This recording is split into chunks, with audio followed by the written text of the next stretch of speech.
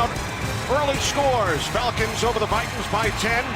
Third win of the season for Carolina. Jets with a late touchdown. Cleveland and Cincinnati tied at 20 late. Tennessee by 6 over Tampa Bay as we head down to the field at Tony Siragusa. Thanks, Kenny. Chicago Bears quarterback Caleb Haney gets his first start today. Boy, and it brings back memories. I can remember my first start. I had butterflies, nervousness, and I was only a defensive lineman. I can only imagine what he must feel like as a quarterback. Listen, the biggest thing that the Raiders can do today is take away his security blanket, and that's the run game. If they get that done, that spotlight that's on Haney can quickly become the hot seat. All right, Goose, there's Lovie Smith. His Bears have won 5 in a row. They've scored at least 30 points in 4 of the last 5 games. On the other side, Hugh Jackson, in his first season as Oakland Raiders head coach. Raiders have won their last 2, both on the road, over the Chargers and the Vikings. The Bears have won the toss and will receive. Sebastian Janikowsi gets things started as the Raiders keep it out of the hands of Devin Hester. This is Johnny Knox on the return. And Knox takes it across the 30, finally knocked out of bounds. And there is a flag. Mike Mitchell made the tackle. 33-yard return by Knox. Ron Winter is our referee.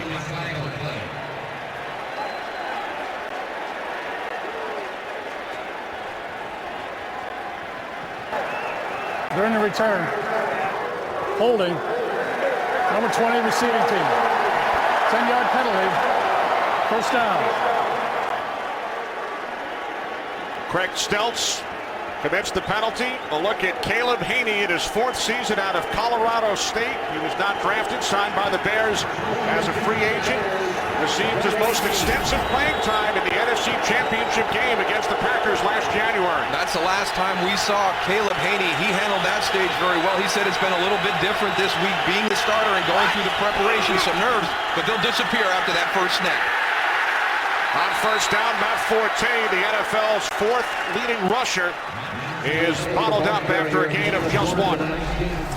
Well, this Bears offense, as Tony pointed out, has got to run the ball effectively to build the confidence for Caleb Haney. Matt Forte has been a little bit slow the last couple of weeks, not performing at the same level. These guys up front have got to clear some lanes in the running game. Then they can start taking advantage of play action.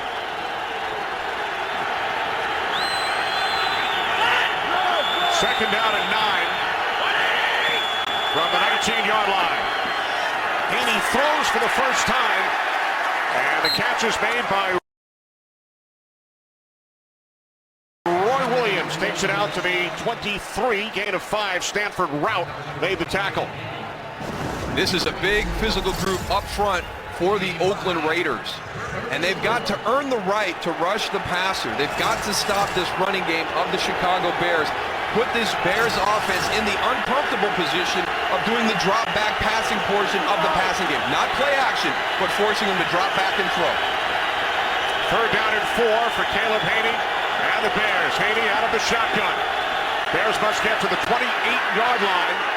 Pass was deflected, intended for Earl Bennett. Tommy Kelly got a piece of it. And Darryl, you said it, those big guys up front. 6'6", 6'4".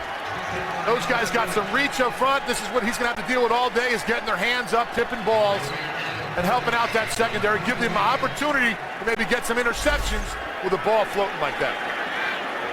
Adam Podlesh working with a new long snapper, Chris Massey, replacing the injured Patrick Manley, who had played in 147 consecutive games for the Bears. Raiders without their top 2 punt returners today, so Brian McCann is back deep, and he calls for the fair catch at the 29-yard line. 47-yard punt by Podlesh as Carson Palmer gets ready to make his 4th start for the Oakland Raiders. And really, Carson Palmer may be forced into the lineup earlier than anybody here wanted and struggled in that second half of the Kansas City game with the interceptions. Followed that up with 3 more interceptions the following week, but he's getting more and more comfortable, and it was interesting to hear his perspective when we talked to him. He said, listen, I'm learning the system by the game plan. I haven't really delved into the playbook and learned it top to bottom. I'm just taking what they're using from week to week. Good news for the Raiders. Darius Hayward-Bay is in the starting lineup, suffered a neck injury last week. Off the play fake on first down. Carson to Hayward Bay out at the 48-yard line. A gain of 19. Darius Hayward Bay is going to have to step up today. And one of the things you do against Charles Tillman is you run crisp routes against this Bears defense. You can see that little soft area. Charles Tillman funnels them down inside.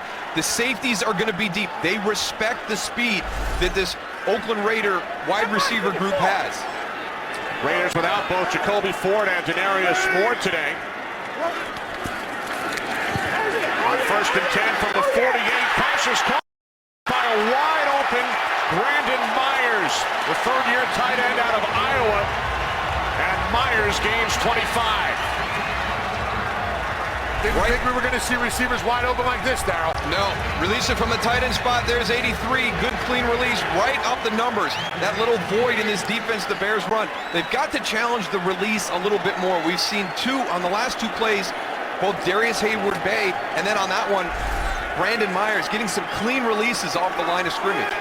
Completions of 19 and 25 yards on the first two plays from scrimmage for Carson Palmer and the Raiders. Palmer hands it off to Michael Bush, coming off his second consecutive 100-yard game, filling in for the injured Darren McFadden once again this afternoon.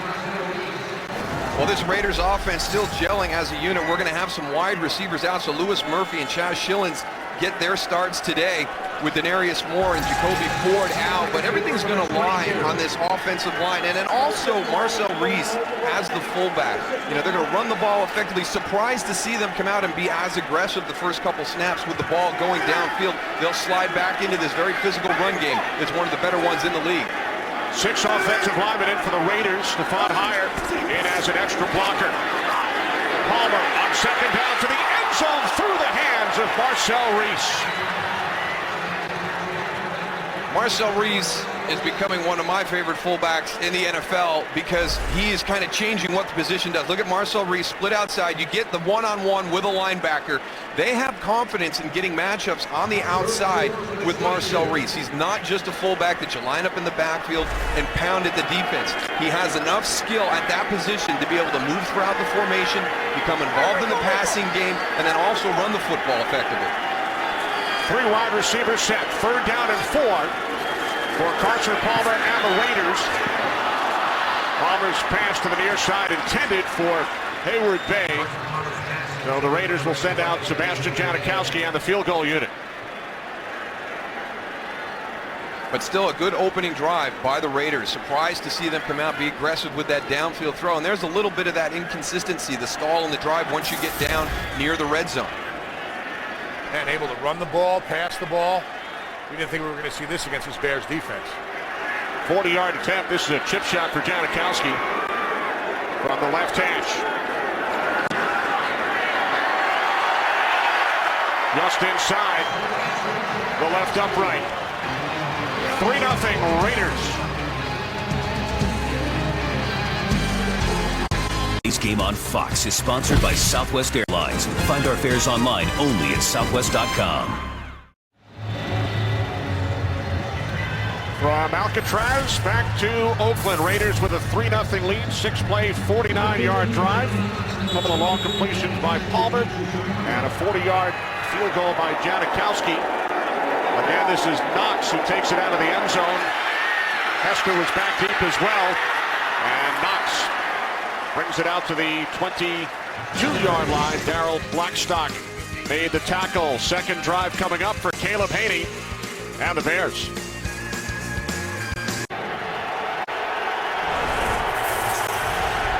Chicago Bears start from their own 23-yard line.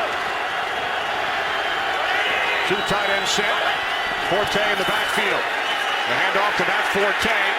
And he is wrapped up back at the 20-yard line by Aaron Curry. Loss of 3 on the play. We talk about it every week, Darryl. The one thing that kills the run game is penetration. Watch this Raiders defensive line and linebackers. I mean, it looks like a strainer right there, like a strain of macaroni. Wide open. I mean, tackle for a loss. Good timing by Aaron Curry on his blitz, Goose. Yeah, Aaron Curry just found the lane, got right upfield. That's not what the Chicago Bears offensive line wants to see. And Curry has found a home in Oakland, traded by Seattle last month. Roy Williams out to the 30-yard line, gain of 10. So the Bears and Haney now facing 3rd down and 3. Well, I just like the approach that Caleb Haney has to this game. And there's Jay Cutler right there, who came out to be with his team here on the sideline to support. And I think that's one of the things that he was criticized last year in that championship game, kind of distancing himself from Caleb Haney at the time. Wanted to be out here, wanted to show his support for this team. And I just like Caleb's approach. Listen, I'm not here to manage this game. I know I have to make plays. We have a lot of respect for this Raider defense. I can't just come in here and manage the game. We've got to get some plays down the field. Haney on 3rd and 3, pass deflects off the hands of Johnny Knox.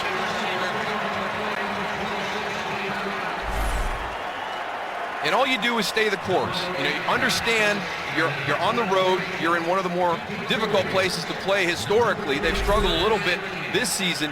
Have some success early. They haven't had that on these 2 opening drives. And one of the things that everybody's talked about is special teams and defense helping out Caleb Haney and that offense. Right now, the Bears are not functioning as a team, having some breakdowns in some areas of strength.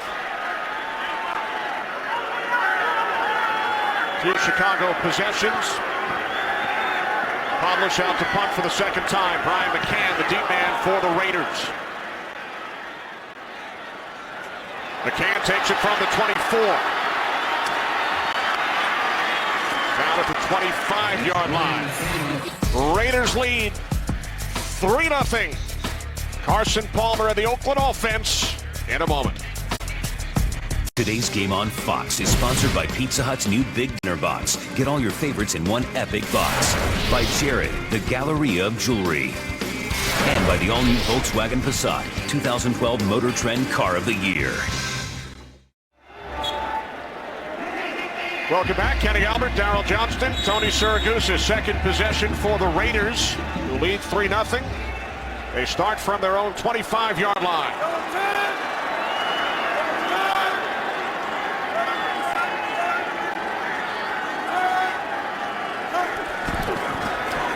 Off the fake toss to Bush, the inside handoff to Marcel Reese, who gains 3 up to the 28-yard line. Julius Peppers made the tackle.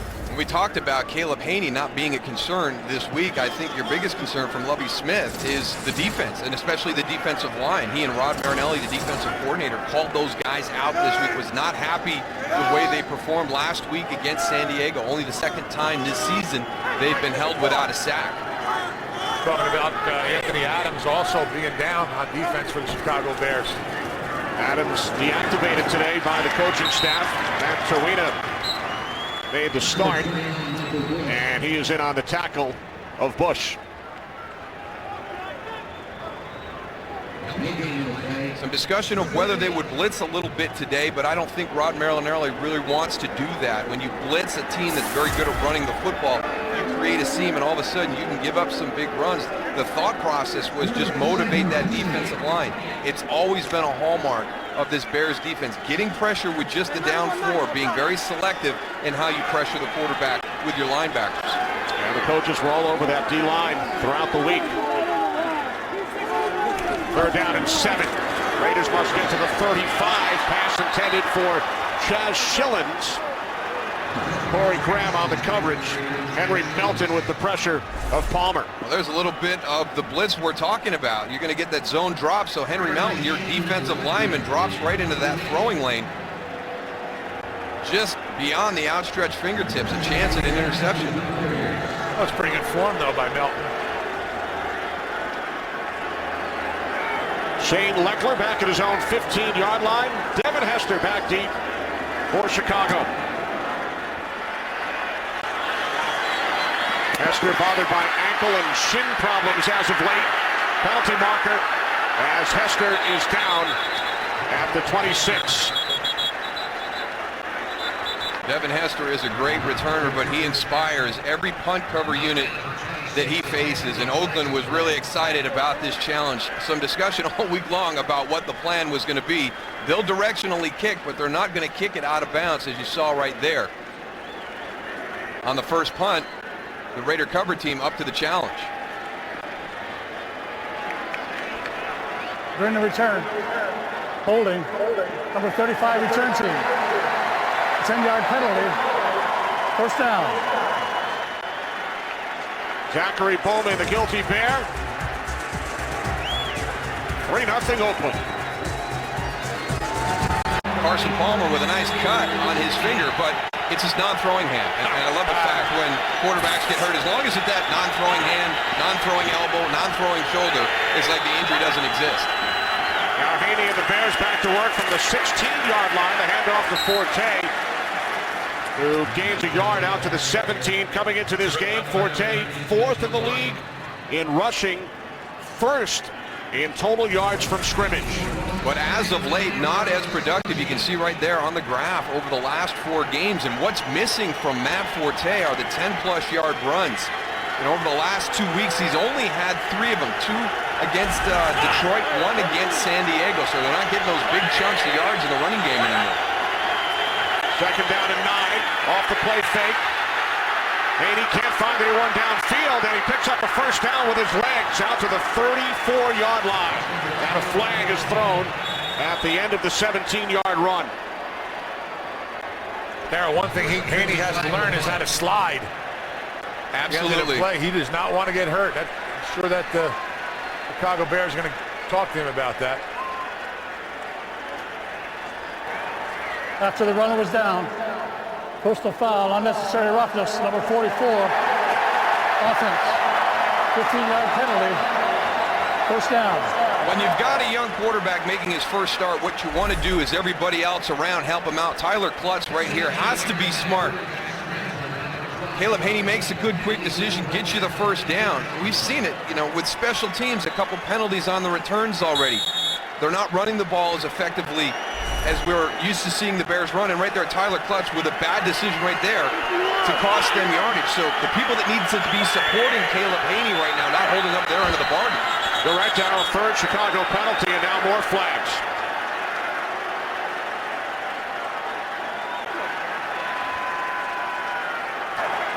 False start. Offense number 73. 5-yard penalty. It remains first down. That's left tackle Jamarcus Webb coming into this game. Raiders lead the league in penalties, but so far today, Oakland has not been flagged. Bears have committed 4. Well, Hugh Jackson talked about it this week. He doesn't want to make it an excuse, but he felt last week against Minnesota, his big issue was the officials weren't coming over and explaining things to him when he was requesting it. He knows his team gets targeted. Historically, the Oakland Raiders have been one of the most penalized teams, if not the most penalized team, several times. Play clock at 1. Bears get the snap away. Play action. Haney moving to his right. And then he is picked off. Intercepted at the 32-yard line. Down at the bottom of the pile, it is Stanford Routt who comes up with his 3rd pick of the season. One of the decisions that Caleb Haney can't make on this play right here. You're going to get pressure. You're going to get flushed to the outside. There's nothing wrong with throwing it away right now, lining up and punting the football. He's going to try and fit this to Matt Forte. You can see 22 right there, getting behind the coverage. Too much risk, not enough reward on that decision by Caleb Haney. These are the mistakes that you get from a young quarterback. And the defense bringing pressure forces him into those mistakes. Only the 13th turnover committed by Chicago in 11 games this season, setting up terrific field position for the Raiders from the Bears 31.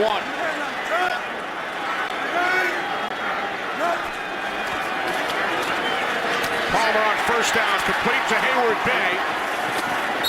Hard man to bring down, finally tackled at the 23 after a gain of 8.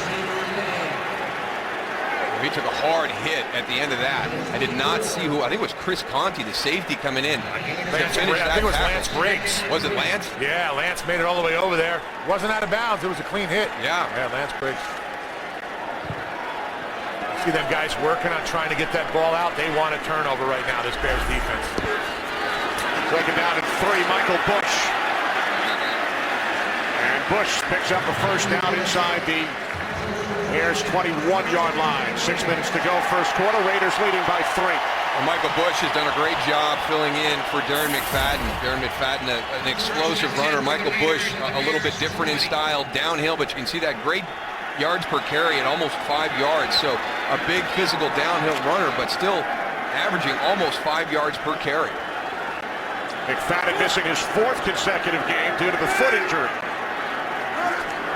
They haven't missed a beat with Bush. There's Bush on the toss. Tackled after a gain of just 1 by Urlacher at the Bears' 19. It's going to be a fun game to watch today because you've got two offenses that run the ball well and two very physical defenses. This is a little bit old school in the approach to this game. Darren McFadden on the sideline. And again, we talked about the injuries and this offense really not having the opportunity to gel, but guys have stepped up and made plays. Two tight ends in the game for Oakland. 2nd down and 9. Palmer with time. He fires. Pass intended for the tight end, Kevin Boss. Major right on the coverage. Nearly came up with the interception. Kevin Boss, the old former New York Giant, one of the guys you have to account for in the red zone. There goes the cover two, so your safeties are splitting, trying to get that tight end into the middle of the field where that soft spot is. But one of the biggest challenges and why this defense has been so good is Brian Urlacher roams that middle of the field, and he is athletic. He's got a long wingspan. You have to elevate that ball over Brian Urlacher, and a lot of times it impacts that throw. Now 3rd down and 9. Empty backfield. Bush split out to the left. Palmer chased by 41-yard field goal moments ago. Inside the 10, Antonio Holt. He's relentless now. To the 10-yard line on a sprint of 30. Julius Peppers down the right side of your screen. He comes, fakes it inside, and then that long reach. Jared Veldheer was never able to get squared up on him, getting that soft corner, and then as Carson Palmer had to scramble out, moved right into Julius Peppers.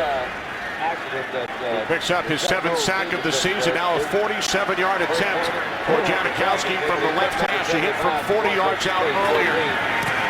Janikowski's kick, just like the first one, just inside the left upright. So the Raiders capitalize on the takeaway, now lead 6-0. Here's Jay Cutler, underwent surgery on his thumb this week. Lovie Smith told us last night he hopes to have Cutler back in the regular season. Got some discussion that he could be back week 17 for the Bears finale. He's having a great season. Really was making it difficult on defense as you stack that box to stop Matt Forte, and Jay was throwing the ball very, very effectively. Really grown in this 2nd year in Mike Martz's offense. Hester scoops it up.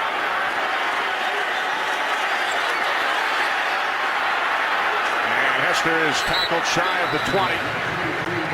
This time no flags. Bears committed 2 penalties on special teams earlier. Now some extracurricular activity as we check out the Bears' first 3 possessions today. 2 3-and-outs and a turnover. Still no first downs for Chicago. But I think one of the big things that you pointed out, Kenny, is the fact that they've had penalties on special teams. A kickoff and a punt has forced them back deep into their end of the field. So, again, you've got a young quarterback making his first NFL start. Everybody wants to kind of lessen the load by doing their part. And some of the areas of strength for the Chicago Bears right now not functioning as we normally see them do. 1st and 10 from the 18-yard line. The slant a bit behind the intended receiver, the rookie out of Ohio State, named Sanzenbacher. I don't know about you, Darryl. I'm really surprised that this offense is passing as much as it is. I thought that they would come out, try to establish that run a little bit more, get Caleb a little bit of confidence back there, let him get the rhythm of the game, and really surprised they're throwing like this. But they've come out and they've tried to run, and right now Oakland's defense is doing a good job of shutting down that run. So those are safe passes, Tony. The quick slants on the outside. I would like to see some screens and some other safe passes right now. Off the pump fake on 2nd and 10, the handoff to Forte, and he picks up a first down and more.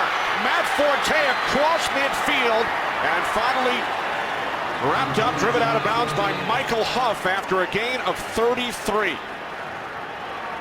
Matt Forte is a big physical runner, but he's got great feet. I want you to watch this real subtle move on this run. Gets to the outside wash right here, just a little bit inside out. Picture perfect Sunday afternoon in Pittsburgh, 53 degrees, not expecting the wind to play a huge factor here. Moments away from the opening kick. Let's send it over to Evan Washburn. Evan? Wide under. Receivers aren't running as effectively as they have been. Johnny Knox was the reason that Matt Forte had that long run. More yards for Forte on that run than on the Bears' first 10 plays combined. Now Haney moving to his right. 4 seconds remaining. About 597 yards of offense for the Steelers today. 6-yard line. And Boswell is on. Earlier in the game. You know, you get outside. If there's nobody there, you've got two choices. You're outside the pocket. You can throw it away beyond the line of scrimmage as an incomplete without risking an intentional grounding. Or if there's some room out there, tuck that ball down and try and get some positive yards.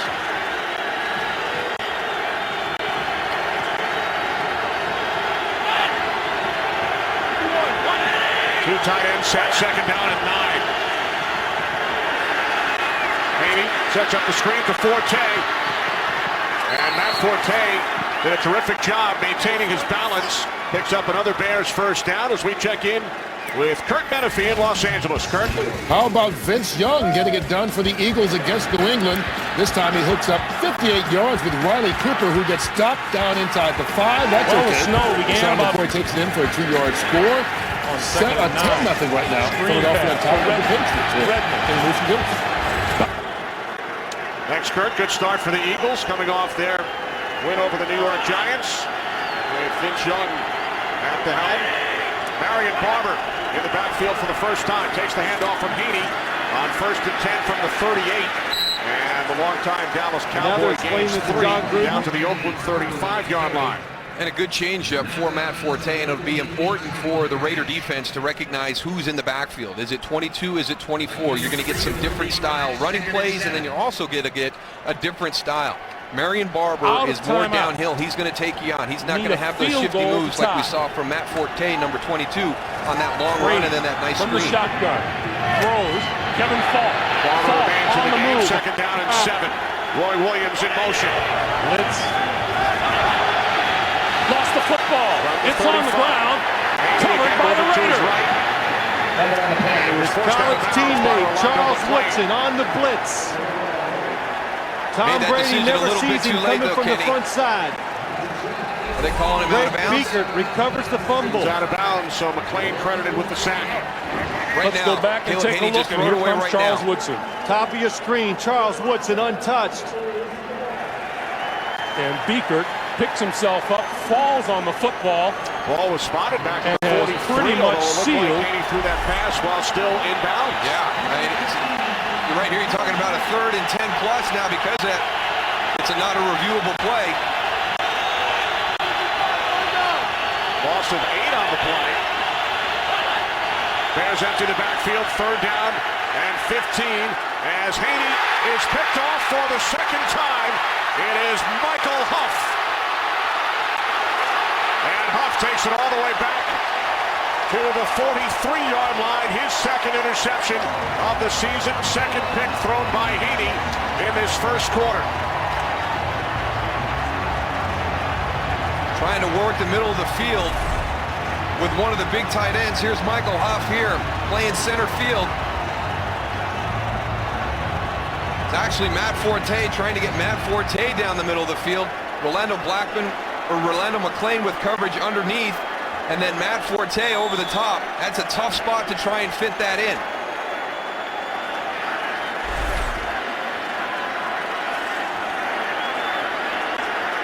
Just you watched the Dallas Mavericks back in the 90s. You caught that little 40 slip. Now from the 43, here's Bush, who gains a couple following the second Chicago Bears turnover.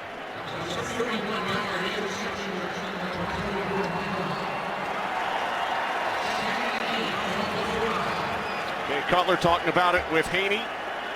Cutler did a terrific job as far as turnovers are concerned, threw only 7 interceptions in 10 games this season. You know, his completion percentage is down a little bit, but I think it's because of his decision making. He's making good decisions, willing to throw the ball away, not trying to force it.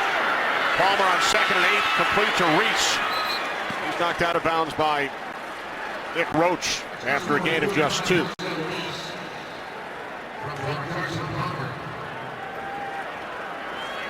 And Bears only rushing 4 defensive linemen, getting some pressure up there on Carson Palmer, making him throw the ball before he wants to get rid of it.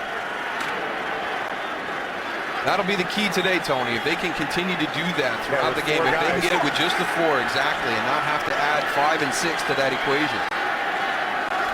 3rd down and 6. Palmer steps up and throws.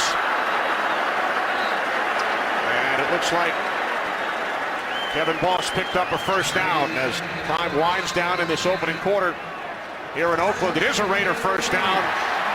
So the teams will change sides. Raiders lead 6-0 after 1. Fox NFL Sunday will continue after these messages and a word from your local Fox station. Carson Palmer has said the running game has been his best friend as the quarterback for the Raiders, and the reason why it's so successful is that group right there. One of the more underrated offensive line groups in the NFL. No high-profile names, just a bunch of lunchbox-type guys. They just put their hand down and come after you all day. 1st and 10 from the 46-yard line. First play of the second quarter. And Palmer is sacked for the second time. Amobi Okoye with his 4th sack this season. I jinxed him, Goose. Amobi Okoye working from the outside right here. You're going to turn your protection. Stefan Heyer looks like he got a little bit confused on the outside. Didn't know whether he had help from Marcel Reese or not, and he just split the 2 tackles there on that outside. Looked like almost they tried to make it like a play action, pulling Wisniewski from the left out to the right-hand side. And just couldn't recover with that big of a gap in the middle. Loss of 9, Goose. Now 2nd and 19 as Palmer goes deep. Charles Tillman on the coverage pass intended for Lewis Murphy. Charles Tillman does a great job in coverage with his body, Darryl. Gets in front of the runner. Eyes on the quarterback right there. Eyes back. Reminds me a lot of coach on the other side of the ball there. Rod Woodson used to do a lot of that. Rod Woodson coaches the Raiders cornerbacks. Charles Tillman up and down the last couple of weeks, played real well against Calvin Johnson in Detroit, but Vincent Jackson had a nice afternoon against him last week. 3rd down and 19. Palmer under pressure once again, moves to his right, now throws complete to Bush, and he's out of bounds at the 47-yard line. Well, the message has been received by this Bears defensive line. Julius Pepper is working against Jared Veldier, who had a nice afternoon last week against Jared Allen. A good job right there. He was flushed from the inside on that last play. Devin Hester, number 23, deep for Chicago. But this is going to be one of the more enjoyable matchups to watch. Shane Leckler, the best punter in the NFL, against Devin Hester, the best returner. And you know nobody wants to back down. Hester with an NFL record 12 career punt return touchdowns. Angled away from Hester by Leckler. What a punt. Out of bounds at the 3-yard line. Today's game is sponsored by Chevrolet and their award-winning cars, trucks, and crossovers. By Citizen Echo Drive, fueled by light it never needs a battery, unstoppable. And by Verizon, your holiday tablet destination. Back in Oakland, 5th possession for the Bears. They have started across the 20 only once following the punt by Leckler. Caleb Haney and the Bears start from their own 3-yard line. Coming out of the end zone, Matt Forte out to the 7, a gain of 4. Caleb Haney so far in his first NFL start, 3 for 8, and he's been picked off twice, so he's completed only one more pass to his teammates than he has to the Raiders. But look at the field position that he's had to work with. I mean, inside his own 20, the Raiders at their own 41. But it's still, it's a 6-0 game right now, Kenny. You're one play away from taking the lead. 3 wide receivers set, 2nd down and 6 off the pump fake. It's Forte, and it did not fool Rolando McClain and the Raider defense. Man, Rolando McClain right away identifies it's going to be a draw. Caleb really doesn't do a great job of, acting like it's going to be a pass. He gives a little short pump, and McClain just came. That Bears defense, they identify things and they run. They got speed, they tackle well in the open field, and a solid group.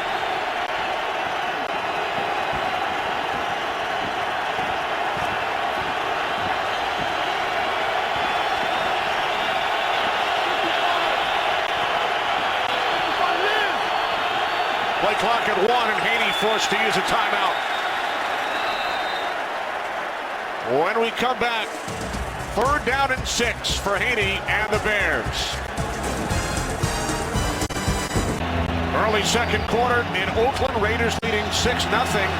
Haney forced to call a timeout with the play clock winding down. There's Jay Cutler on the sidelines. Bears facing a 3rd down and 6. Still looks like he's struggling with the communication from the sideline. He's down in the loudest part of the field, right out in front of the black hole.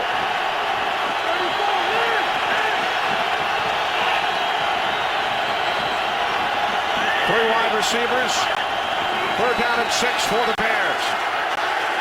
Haney from the end zone throws it away.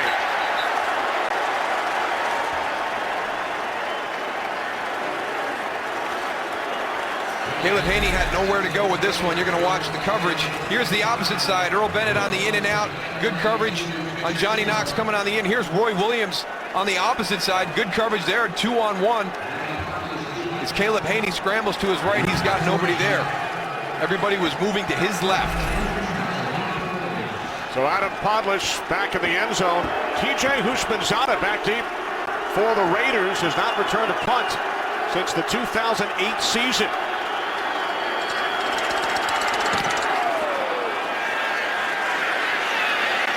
And will not return this one. Fair catch called for by Houshmandzadeh at midfield. So terrific field position for the Raiders against Urlacher and the Bears D.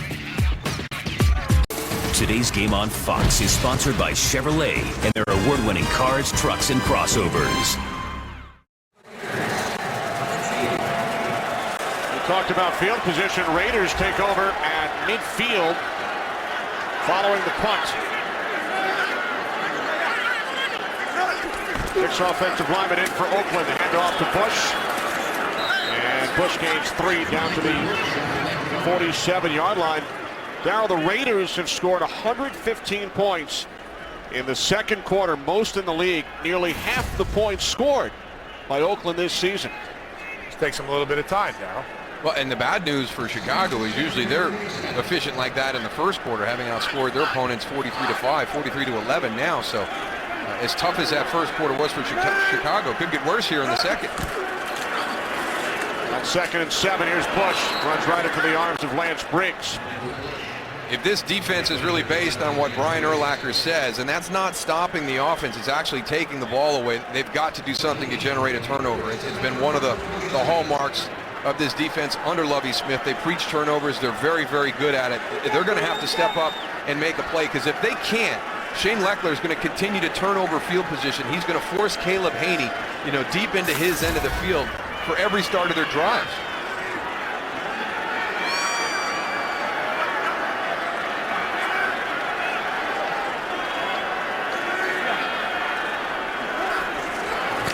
Palmer on 3rd down and 7. Complete to Murphy. And he will be stopped about a yard shy of the first down marker.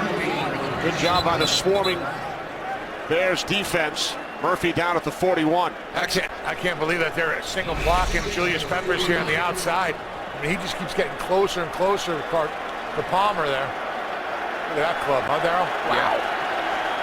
That's a guy you want to have 2 guys on. Raiders leaving their offense on the field. 4th down and 1 from the Bears 41. Well, we talked about tipping field position. Here's a great opportunity for this Bears defense to do just that. And with the play clock winding down, Raiders will use a timeout. Early second quarter here in Oakland. Raiders by 6. 4th down and 1. What do you think? I wouldn't be surprised if we get a quarterback sneak there. Carson Palmer, big guy. Use the difficulty in spotting that ball. That always goes to the offense's advantage. Instead, it's Bush on the handoff from Palmer. And Bush takes it inside the 40 for a Raiders first down. Good finish by Michael Bush right there, because they got penetration, got him forced to the outside. They had goal line in there, 2 big guys up in the middle. Good thing they didn't run that quarterback sneak. You're right, Darryl. Bush. Good thing he went and fell forward. He just got over the line. So a new set of downs for the Raiders. You go for it on 4th and 1. Instead of attempting a 59-yard field goal, which Janikowsi can make, and Palmer is sacked for the third time in this first half. Loss of 8. Charles Tillman along with Julius Peppers. Great anticipation by defensive coordinator Rod Marinelli in this situation. Blitz and pressure from Julius Peppers right here. Inside move, outside pressure, and they meet at Carson Palmer. But the anticipation of knowing that they're going to take a shot after that big fourth down play. Good feel by Rod Marinelli. Bears came into this game with only 18 sacks. They have 3 so far today.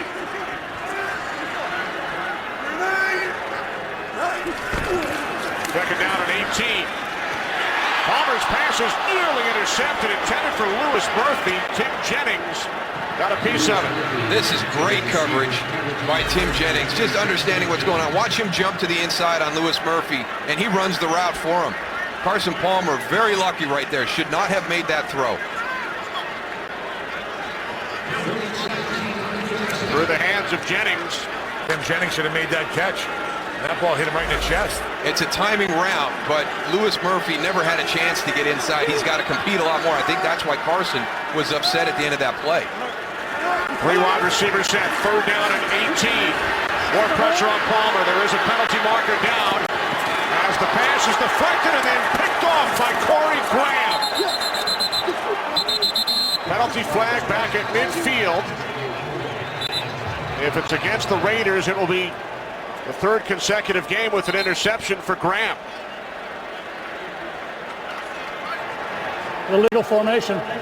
Offense. Wide receiver covered the tight end. Penalties decline.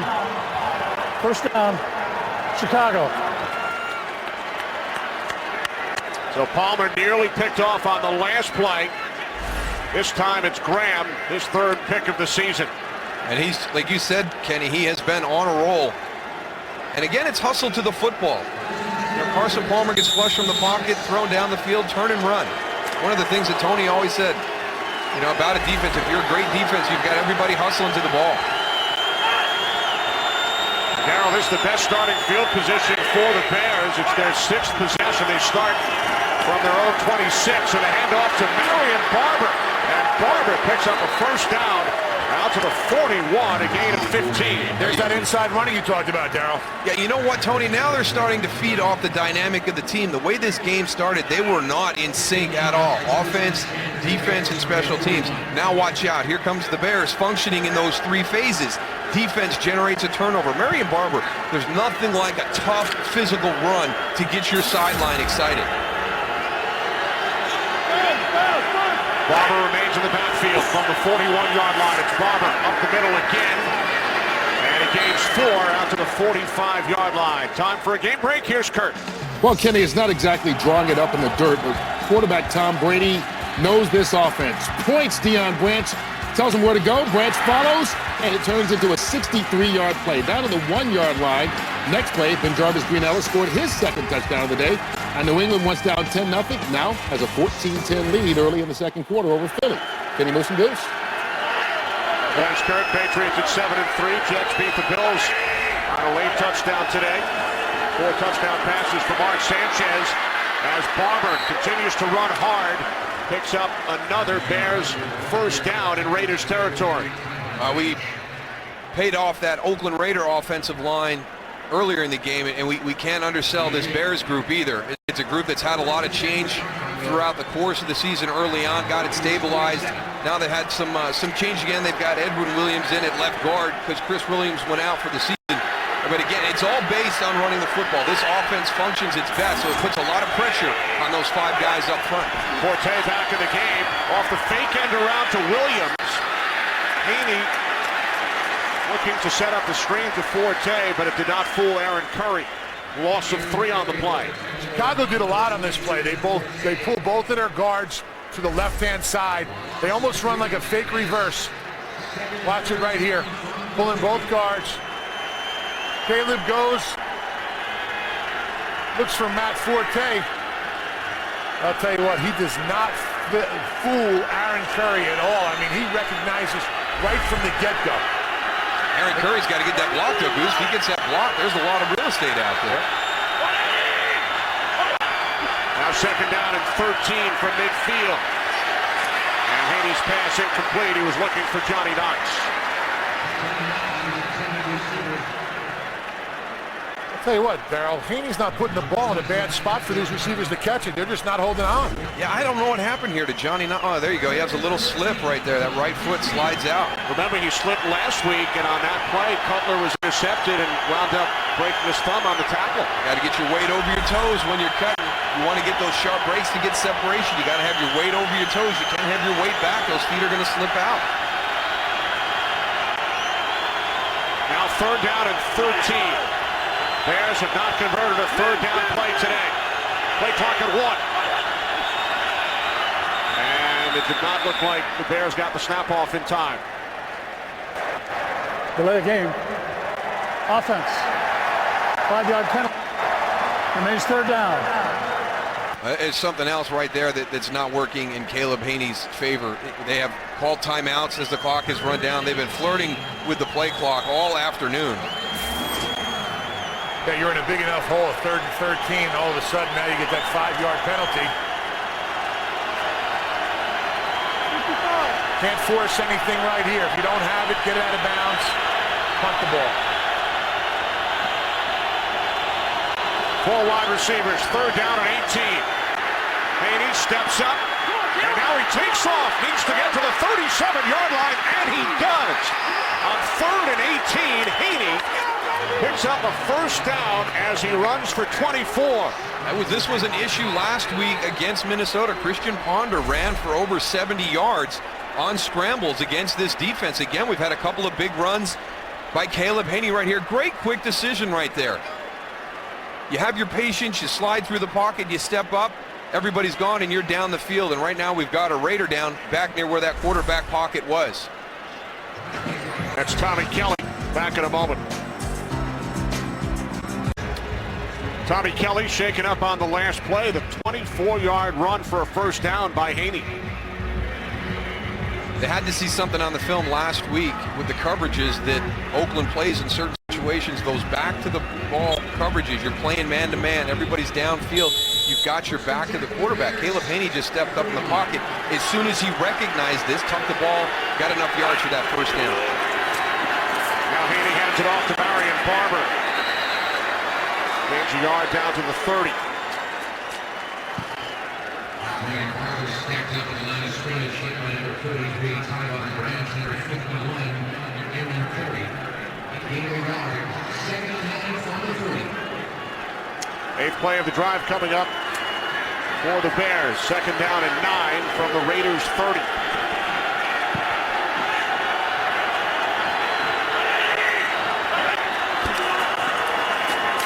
Barber looks to cut to the outside and leans forward to the 29, gain of just 1. Lamar Houston made the tackle, so 3rd down and 8 upcoming for Chicago. Oakland's defense is doing a good job right now, setting the edge with their defensive ends and funneling everything back into the middle of the field. They're not allowing Chicago to get out on the perimeter.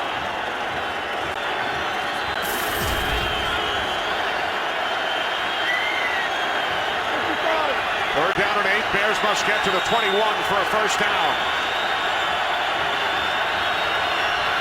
4 wide receivers set. Haney from the shotgun. Quick release, and the catch is made by Johnny Knox, and he takes it in for a Bears touchdown.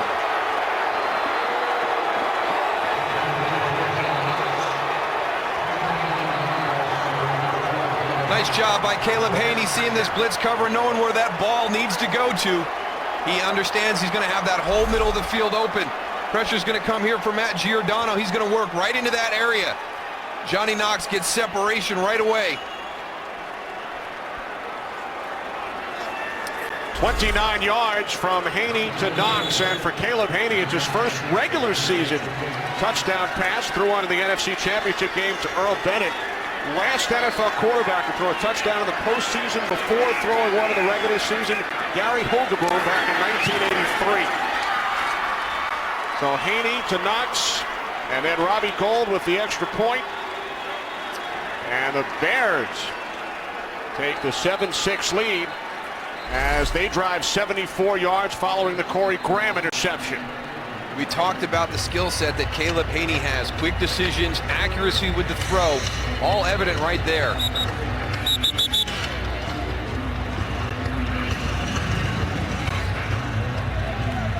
A lot of times you get that pressure. You've got your wide receiver one-on-one on the outside, and the ball's on the back shoulder or down low. He can make the catch, but he can't run away.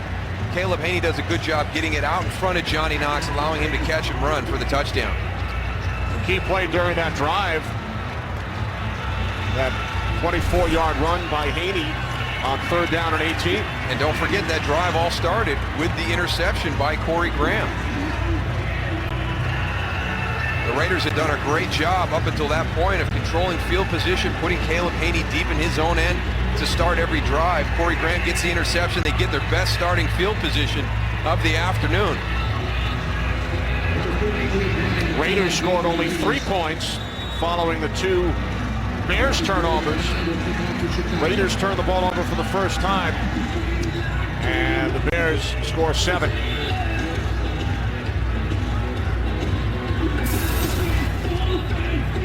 Nine plays, 74-yard drive. Johnny Knox for the touchdown in back-to-back games for Chicago.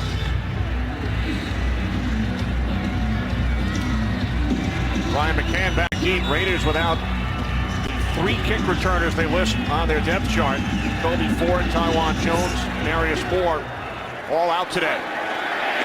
And McCann will not have an opportunity, so the Raiders will start from their own 20-yard line. Well, after an incredible regular season filled with upsets and surprises, Fox Sports is proud to bring you 2 inaugural conference championship games, beginning on Friday with UCLA and number 10 Oregon in the Pac-12 championship, followed on Saturday by number 16 Wisconsin taking on 14th ranked Michigan State in the Big Ten championship.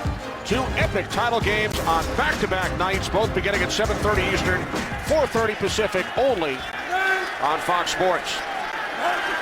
Worst starting field position of the day for the Raiders as Palmer hits Marcel Reese out of the backfield, and Reese picks up a first down and more down the sidelines, and he is finally knocked out of bounds by Major Wright after a gain of 47 yards on the catch and run.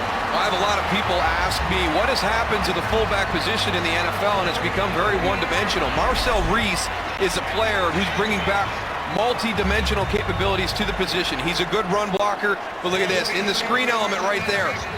He's going to show you some good vision down the field, some breakaway speed for the big guy. Great job by him also with his offensive lineman downfield, knowing how to read off their blocks. Fullback with speed, Darryl, something you don't see very often. And now taking it down to the 26-yard line is Darius Hayward-Bay. What are you trying to say, Goose?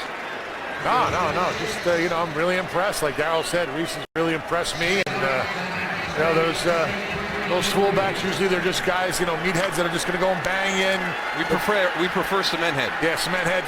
You get a fullback that can go and catch the ball and run like that. I'll tell you what, that's the guy you want to get the ball in his hands. Now it's 2nd and 3, it's Bush.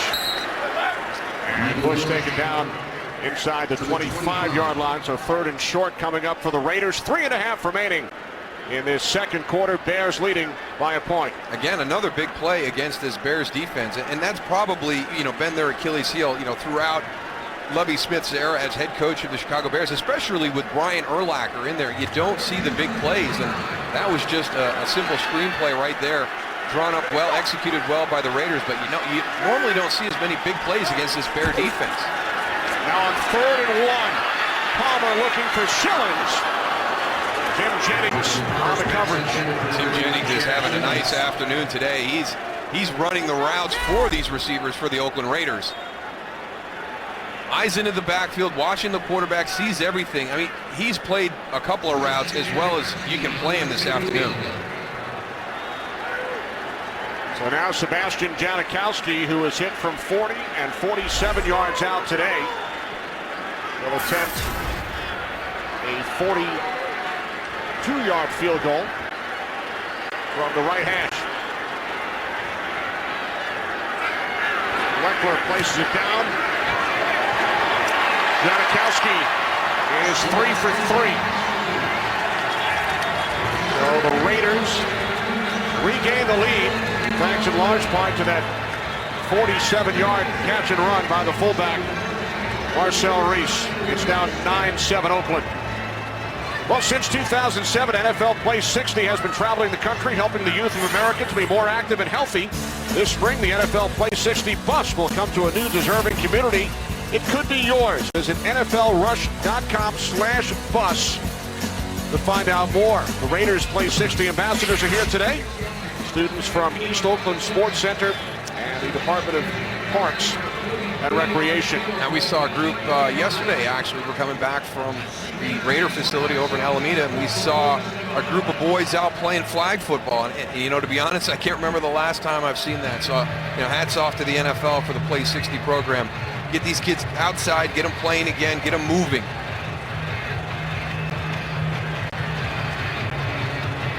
I totally agree, Darryl. Get out there, get on the field. Enough of these play dates. Let's get all the guys together. We'll play a little football, have a little fun out of the beautiful weather. So much better than making the touchdown catch than doing it with a joystick in your hand on a video game. Yeah. And the kids await their turn. From the 9-yard line. Johnny Knox, who scored the Bears touchdown moments ago. Knox takes it all the way down inside the Oakland 35-yard line. It will be marked at the 31, a 59-yard return by Knox, his longest of the season. Let's see if people get out of their lanes. This is going to go down. It's going to be bobbled by Johnny Knox. The most important thing on a coverage unit is to stay in your lanes. And we got everybody converging on the ball right there. We had guys from the right side of the field going all the way to the left side. So probably a directional kick that Sebastian Janikowsi mishit. He's been struggling with a hamstring. Looked like he pulled up a little bit after that kick as well. I did talk to him before the game, and he was having a little, hamstring pull that he's been dealing with. I wonder if he irritated that at all. Ball has been respotted, guys, back at the 35-yard line. So officially a 56-yard return by Knox. But in any event, terrific field position for Caleb Haney and the Bears, who trail by 2. Haney pulls it in, looks to run. This time nothing. Cameron Wimbley was there to make the tackle. Haney with that 24-yard run earlier has 42 yards on the ground today, most by a Bears quarterback, guys, since Cordell Stewart back in 2003. And the Raiders have to be careful. They do play some man-to-man coverage, and you get everybody with their back and running down the field right there. The inside tackles did a good job. They didn't get upfield beyond the quarterback. Kind of stayed in front of him. Once he decided to kind of pull that ball down and scramble, they had the opportunity to make the tackle. So Caleb Haney will head over for a chat with Jay Cutler as we approach the 2-minute warning here in Oakland, with the Raiders leading the Chicago Bears by the score of 9-7. Raiders lead the Bears 9-7. Caleb Haney making his first meaningful start since just over 4 years ago. His last collegiate start against Wyoming did start a preseason game earlier this year against Cleveland. Haney hands it off to Forte, and Forte takes it down to the 32-yard line. So 3rd down and 7 coming up for the Bears, who trail by 2. They must be getting a good read inside on that play. That was the one that Matt Forte hit for the big run earlier. Tony, you talked about Rolando McClain really getting a jump on that. The guards are showing that. They've got to set pass a little bit longer to sell that. Yeah, Aaron Curry, man, I'll tell you what, he's been all over the field today. Running Rolando, he's playing as good as I've seen. 3rd down and 7. Bears must get to the 25 for a first down. Haney throws, and it's caught for a first down by the tight end, Kellen Davis. His first reception today. Gain of 16 down to the Oakland 16-yard line. And we've been waiting for these group of tight ends to have some plays all season long for the Bears. I mean, you look at Kellen Davis and Matt Spade, they're just big physical specimens. The hard part is once they catch the ball is getting them to the ground. Bears have 2 timeouts remaining. 1st and 10 from the Oakland 16. Haney with time underneath to Forte. Gain of 5 down to the 11. McClain made the tackle. And the Bears will use their second timeout. You got to give Caleb Haney credit for hanging in there in his first NFL start. A bad decision early in the game with the interception there. And then trying to fit one in to Matt Forte. Has his second interception. Battled tough field position all afternoon to start this game. His defense finally gave him some good starting position. Made a big run on third down to get him down to that end of the field. And there's his family there, enjoying it up to this point. His dad, Robert, in the hat. To his left, Caleb's mom, Karen. And then all the way on the right of your screen, Caleb's wife, Andrea.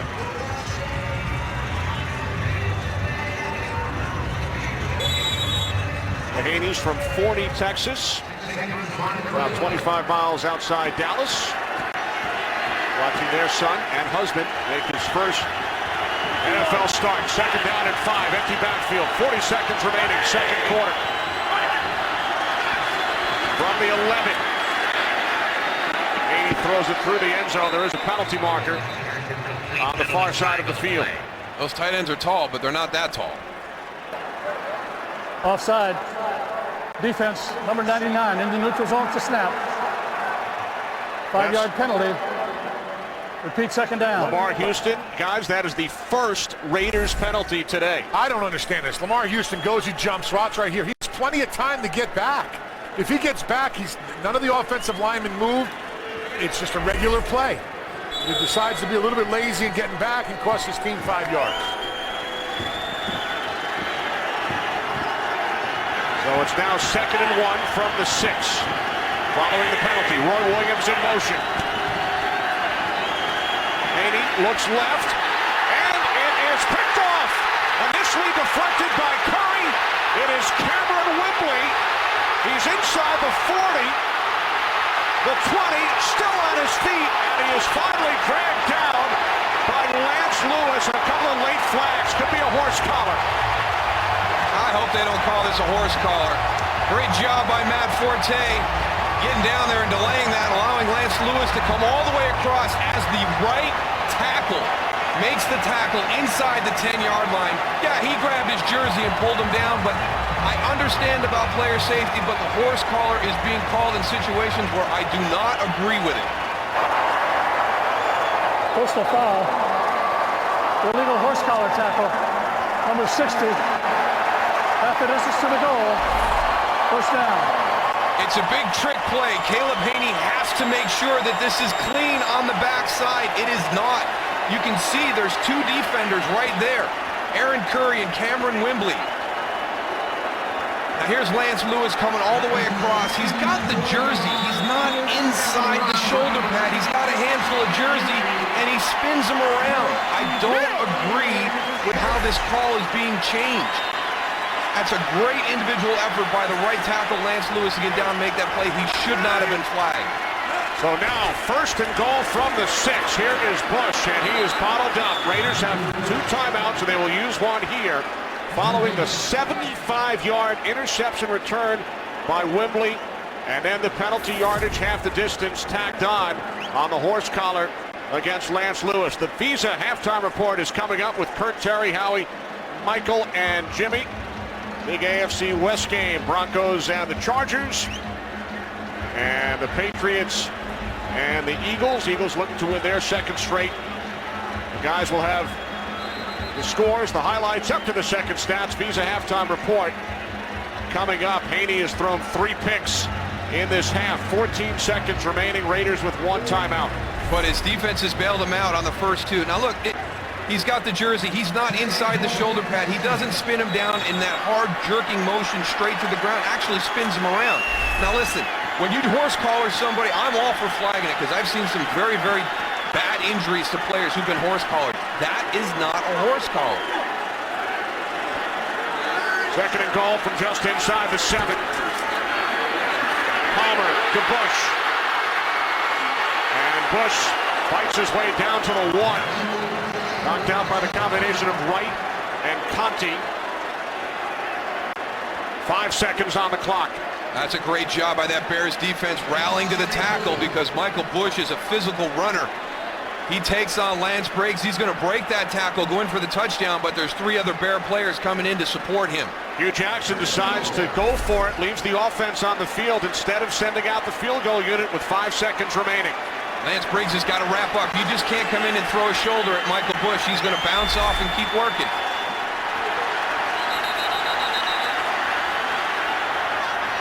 Timeout is taken by the Bears. Timeout, Chicago. I tell you, Goose, this is a huge call right here. I think send that kicking unit in. 5 seconds, I mean, I don't know if maybe if they don't see it, he's just taught to throw it out of bounds, but it's one of those ones where you're right on the cusp. I mean, a real quick throw, you know, but if anything goes wrong, you bobble that snap, your receiver gets jammed at the line of scrimmage and you got to hold it for a tick. This is all going to be on Carson Palmer. He's got to be very, very smart and understand that there's only 5 seconds left. If this thing doesn't come off perfectly clean, like you said, Tony, throw it away. I think they can do that in under 5 seconds. But if he holds it for any reason or that snap doesn't come clean, you're flirting with the opportunity to give away points right here and give the Bears a ton of momentum going in at halftime. Well, if you're the Bears defensive backs, you got to go and press as much as possible and try to go and delay this ball coming out as much as possible. I mean, and as a defensive lineman, get your hands up. You know that ball's got to come out quick. You're not going to have time to go and rush the passer or make a move on the line of scrimmage. You got to go, bull rush, get your hands up, and hopefully try to tip a ball. Recognize the wide split on the field, knowing that the receiver is going to want to come inside. Looks like he's changing his mind here, Darryl. He's going to kick the field goal. I agree with you, I think Tony. that's a great move by Hugh Jackson. You've had a lot of opportunities to really kind of separate in the first half here, and you haven't been able to do it. The Bears defense has responded when the offense has had turnovers. The last thing you want to go into halftime with is only with a 2-point lead because you gave away points at the end of the half. And remember, it was Chicago who called timeout, which gave Jackson some extra time to think about it. So it's a 19-yard attempt. Janikowsi is 3 for 3 in this first half from the right hash. Beckler placed it down. Janikowski's kick is good. Sebastian Janikowsi with his 4th field goal of the first half, and Lovie Smith thinks that there should be a second on the clock. Please reset the game clock to 2 seconds. And he will get 2 seconds. Well, you've got Johnny Knox and Devin Hester back deep. If you can get an opportunity to put the ball in their hands, you want that opportunity. We saw Johnny Knox almost take one back on the last kick.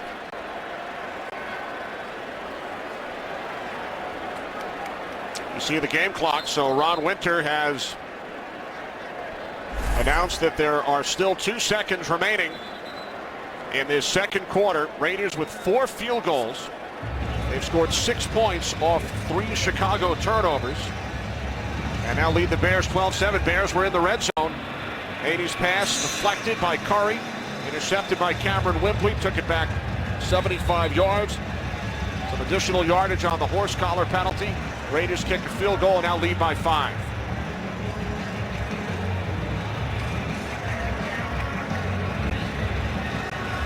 But credit Lovie Smith and his staff right there being on top of that play, recognizing the fact that there were 2 seconds left on that game clock. Anything can happen in this situation when you've got Devin Hester back there. Down now looking at it. I don't know if it was a good idea for the Chicago Bears to actually call that timeout before they ran that play. Gave them the opportunity to think about it and kick that field goal, which could have changed this game. Earl Bennett forced out of bounds as Janikowsi kept it away from Hester. Carson Palmer on the Raiders, leading Caleb Haney and the Bears 12-7 here in Oakland. The Visa halftime report is coming up next.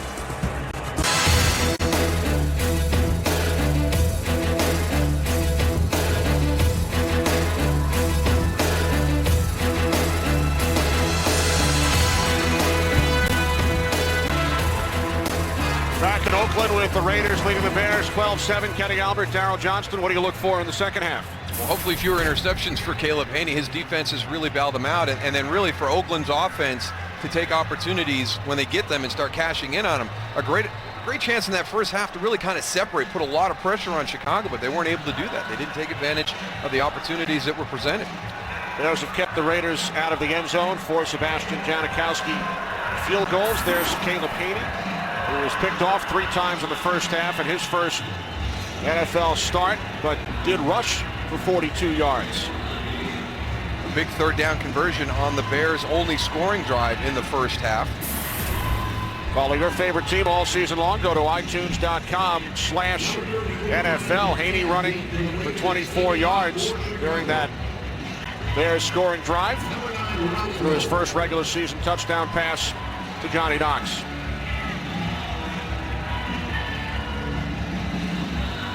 Raiders will get the ball first as we begin the second half. Oakland has won 2 in a row. First place in the AFC West with a record of 6-4. For the Bears at 7-3, this is their second of 4 consecutive games against the AFC West. Bears beat San Diego last week. They'll take on the Chiefs and the Broncos the next 2 weeks. Big play at the end of the first half. And you never know when it's going to be your opportunity to make a play that changes the game. And for the Chicago Bears, it's Lance Lewis, number 60. I want to watch, look where he is right here. Watch this effort by the big right tackle. Look at the great angle he takes. And I'm actually impressed with the speed right there. Matt Forte does a great job battling, staying on his feet, delaying this, gives him enough time for Lance Lewis to get over there. But that's a tremendous effort and will end up being one of the critical plays of the game if Chicago can win. 75-yard return by Wembley. And then he was tackled by Lewis as Palmer throws it into the dirt. Trying to set up that screen, and that Chicago defense just sniffed it right out again. You know, I had a chance to talk to Hugh Jackson going in at halftime, and he just was not happy with his offense in the first half. He says our offensive line has to do a better job, and we got to score some points. We're better than what we were, how we performed there in the first half. So Palmer goose 10 for 18 in the first half, and the Raiders rushed for only 24 yards. The slant to the fullback, Reese, who has the biggest play in this game for the Raiders when he went for 47 earlier, this time 11 and a Raiders first down. You split your fullback outside, he draws coverage from a safety, runs the slant route to the inside. Marcel Reese can do a lot of different things for this offense. From the 31. Bush up the middle. And Michael Bush picks up another Raiders first down. That is his best run of the day as he gains 11. Good job by that group up front, allowing him, he's not going to make a lot of moves. If you can punch holes in the defense and allow him to just square his shoulders and get downhill, Michael Bush is tough to bring down. Back-to-back 100-yard games for Bush. Filling in for the injured Darren McFadden.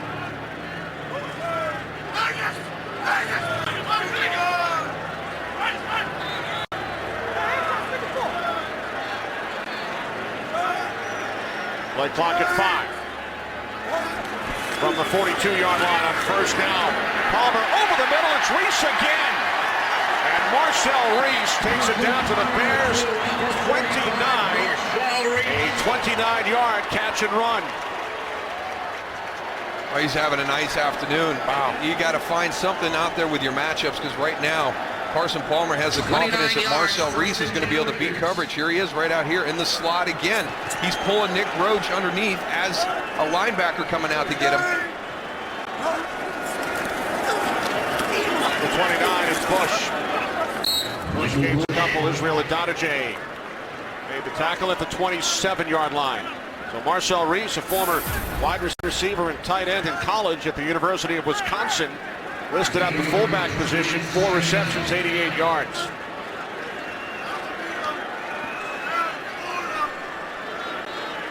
And here's where your versatility comes from. Marcel Reese now going into the backfield, into a traditional fullback spot. Second down and 9. Palmer complete. Chaz Schillings. Another Raiders first down at the Chicago 11. 17-yard pass play. That's good execution right there by the Raiders. Charles Tillman in the coverage, man-to-man. Good crisp break at the top of the route to create that separation. Good timing on the throw by Carson Palmer.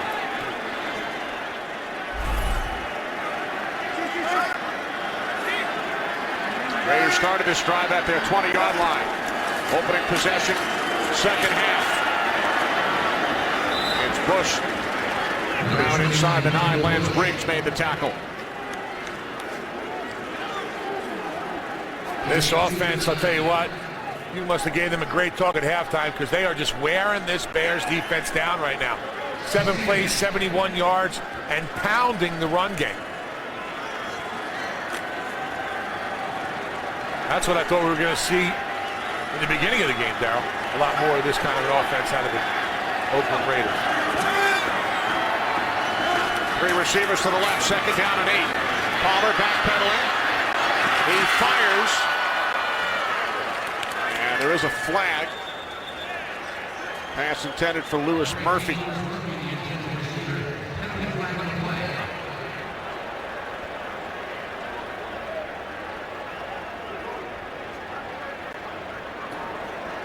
Holding. Offense number 68. 10-yard penalty. Repeat, second down. That's on the left tackle, Jared Veldier, only the second Oakland penalty today. Well, they've done a great job this afternoon. We touched on it in the first half that this is a franchise that has always struggled with penalties. 16 times they've led the league in penalties. 13 times they've led them in yards. And Hugh Jackson said it's one of the frustrating things. It's one of the things I haven't been able to change within the environment up until this point, but they're doing a good job of taking that first step this afternoon. Higher in as an extra blocker, second down at 18. After a pump fake, Palmer throws to the end zone. A pass intended for Hayward Bay. Jennings again on the coverage. Hayward Bay, the neck injury last Sunday, slow to get up. How well has Tim Jennings played today? He's been very aggressive now. So what do? You want to try and throw a double move. You throw the slant and go. And he plays this very well. Tim Jennings is having a nice afternoon in coverage.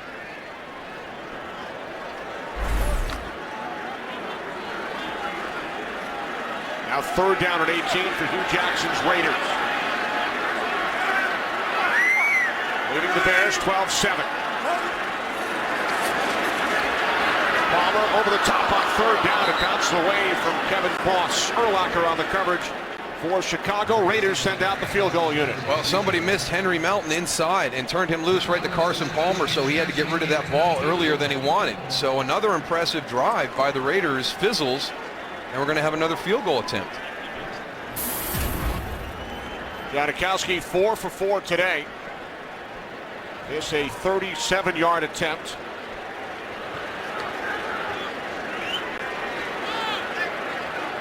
Raiders' third trip into the red zone, kept out of the end zone once again. Janikowsi now 5 for 5. Tying his career high with 5 field goals this afternoon. Today's game on Fox is sponsored by Southwest Airlines. Find our fares online only at southwest.com. By USAA, proudly serving the financial needs of the military, veterans, and their families. By Dodge.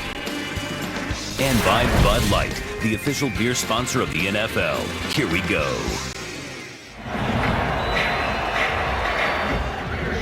Back in Oakland, Sebastian Janikowsi tying a franchise record with his 5th successful field goal today. He's done it 4 times. Raiders lead by 8.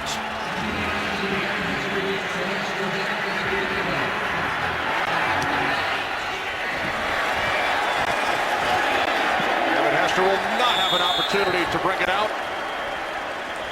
Bears will start from their own 20. Raiders lead the Bears 15-7. Tune in to Fox NFL Sunday next week. Doubleheader action.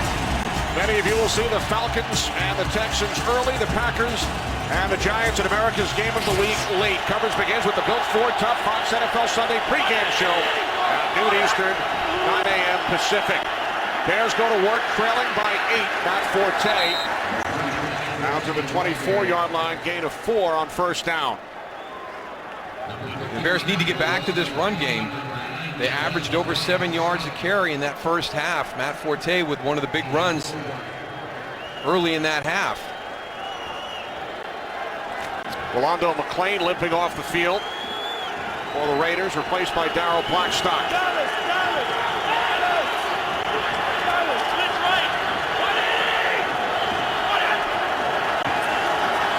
Second down and 6.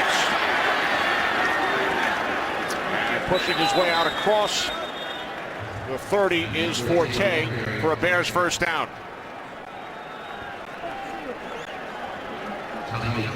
There's Rolando McClain on the sideline.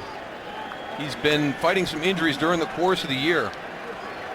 And you saw the green dot on the back of his helmet. He's the defensive signal caller for the Raiders. It's not a guy you want out of your lineup right there. No, extremely athletic inside there, Goose. He's the quarterback of that defense. From the 31, Knox unable to make the catch on the quick release from Haney.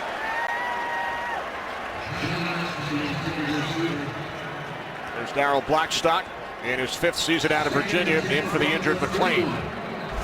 Just trying to get this ball outside quickly. You can see the coverage off with Lito Shepard playing about 7 yards off, and then Balin just trying to get that outside to Johnny Knox right away, let him work in some space. And there's Aaron Curry on the tackle again.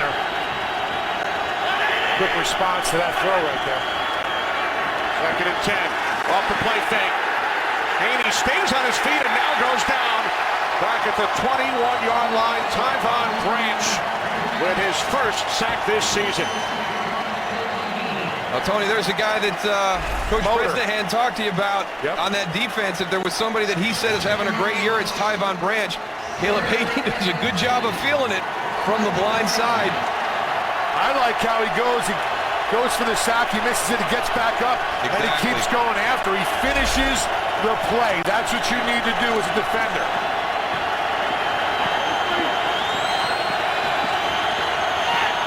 Third down and 20. Bears must get to the 41. Haney wrapped up, gets rid of it. Catch is made by Forte, but Branch right there to make the tackle along with Curry, forcing the Bears to punt. Well, they run a nice game up front, the Raiders. Get the pressure on Haney. He gets the ball off, but Tyvon Branch is there to make the tackle. The bottom of your screen, you see Seymour coming around, goes and brings the pressure right in his face, drives him down to the ground, but still gets the ball off to Matt Forte. But a great job by this defense, running to the ball. Tyvon Branch going and, going and bringing some pressure, getting the sack, going and making the tackle on that, back to back. Podless waiting back at his own 15-yard line. Ryan McCann back deep for the Raiders. It'll be down at the 34-yard line by Sam Hurd. The sack by Branch, Raiders by 8. Raiders defense even without Rolando McClain, forcing the Bears to punt, so Oakland will take over from their own 34-yard line, leading Chicago by 8.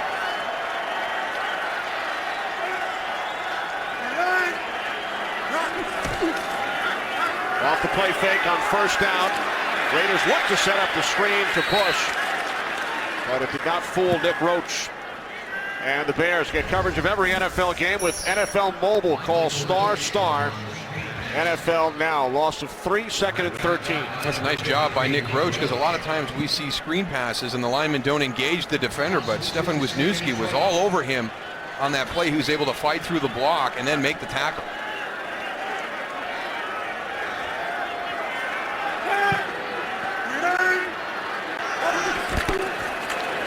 Second down and 13. Push up the middle.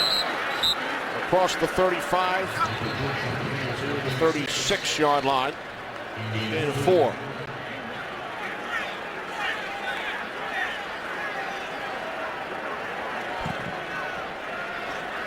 Bears shuffle in defensive personnel. They have lost backup linebacker Brian Ewu to a hamstring injury. Rolando McClain back on the Raiders sideline, getting taped up. Third down and 8 for the Raider offense. Leading 15-7, 5 Sebastian Janikowski field goals, accounting for all of the Raiders' points. Raiders must get to the 44 for a first down, and Palmer's pass was batted down by Amobi Okoye, who had a sack earlier, and now the Raiders will punt it away. Well, one of the things that the Bears had to do today was get pressure with their down 4. You see all the linebackers walked up, but they're dropped. That means there's 7 people back in coverage right now. And this was going to be a tough throw for Carson anyways. Amobi Okoye does a good job on the deflection, but the Bears able to drop everybody back, had it covered pretty well down the field.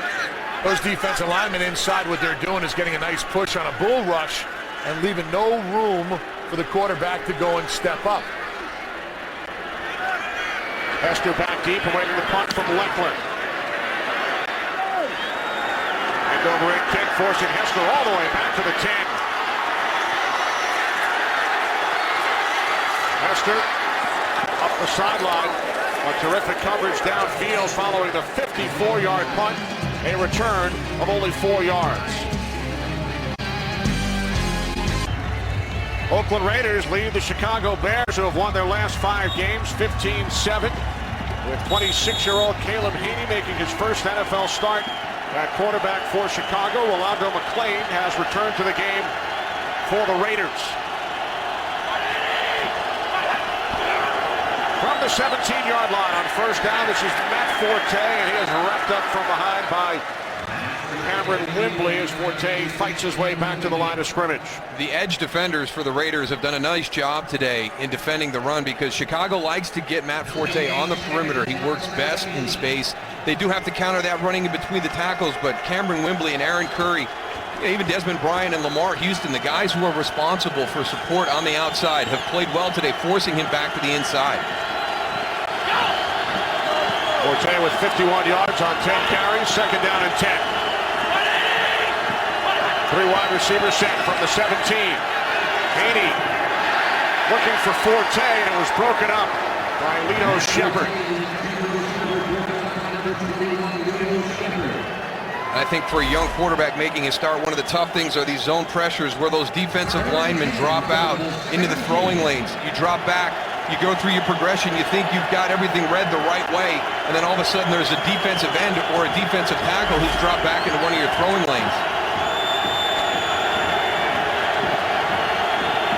Third down and 10.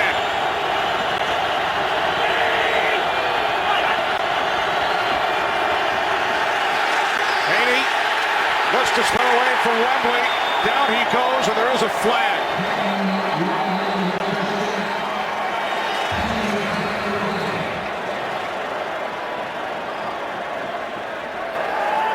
Holding. Offense number 67. Penalties decline. Makes it 4th down. Well, they're trying to move the pocket here and get Caleb Haney out to the right. Watch Tommy Kelly, number 93, work through here. He's going to force that back. And now what you've done is you put Matt Forte on Cameron Wimbley. That's a tough job for Matt Forte. But it was Tommy Kelly who made the play because they were trying to get a dash-style throw and get Caleb Haney out to the right. But Tommy Kelly forced everything back inside. Podlish again, punting out of his own end zone. Brian McCann back deep for the Raiders. End over end kick. And it takes a Bears roll down to the 39-yard line. 5.5 remaining, third quarter. Raiders with their third sack get the ball back, leading by 8. Rod Woodson on the right, studying the photos. Raiders leading 15-7. Caleb Haney on the other side has been picked off 3 times today. Raiders start from their own 38. Palmer on first down, handing it off to Bush.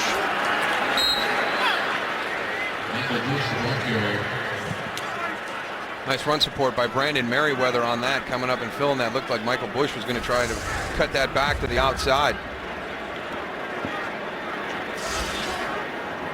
Bush with 40 yards on 15 carries. Reese, the Raiders' leading receiver, from the fullback spot. False start. Offense number 69. 5 yard remaining, second down. Right tackle Khalif Barnes. Time for a game break. Here's Kurt. Remember when the Eagles had a 10-0 lead over New England? Forget about it. Brady hooks up with Wes Welker second time today. Welker gets it into the end zone. They are cruising. 31-13 right now in the third quarter. Kenny Moose and Goose. Who would have thought the Eagles would be in danger of dropping to 4 and 7? Second down and 14. Palmer steps up. And now he throws. And Chaz Schillens makes the catch at midfield. He stayed in bounds, gain of 16. Let's watch Michael Bush. Here comes Corey Graham on the blitz. Steps up, forces him upfield. Now Carson Palmer can step out that way. Good job with his eyes down the field. 16 yards. Finds Chad Schillens. Good job dragging that foot. His set of downs for the Raiders from midfield. Here's Bush. And Michael Bush picks up another Oakland first down to the Bears 36, gain of 14.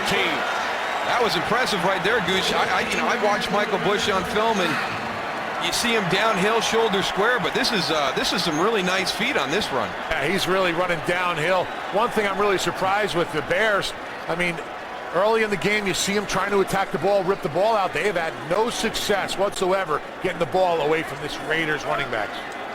Bears with one takeaway today, the interception by Graham.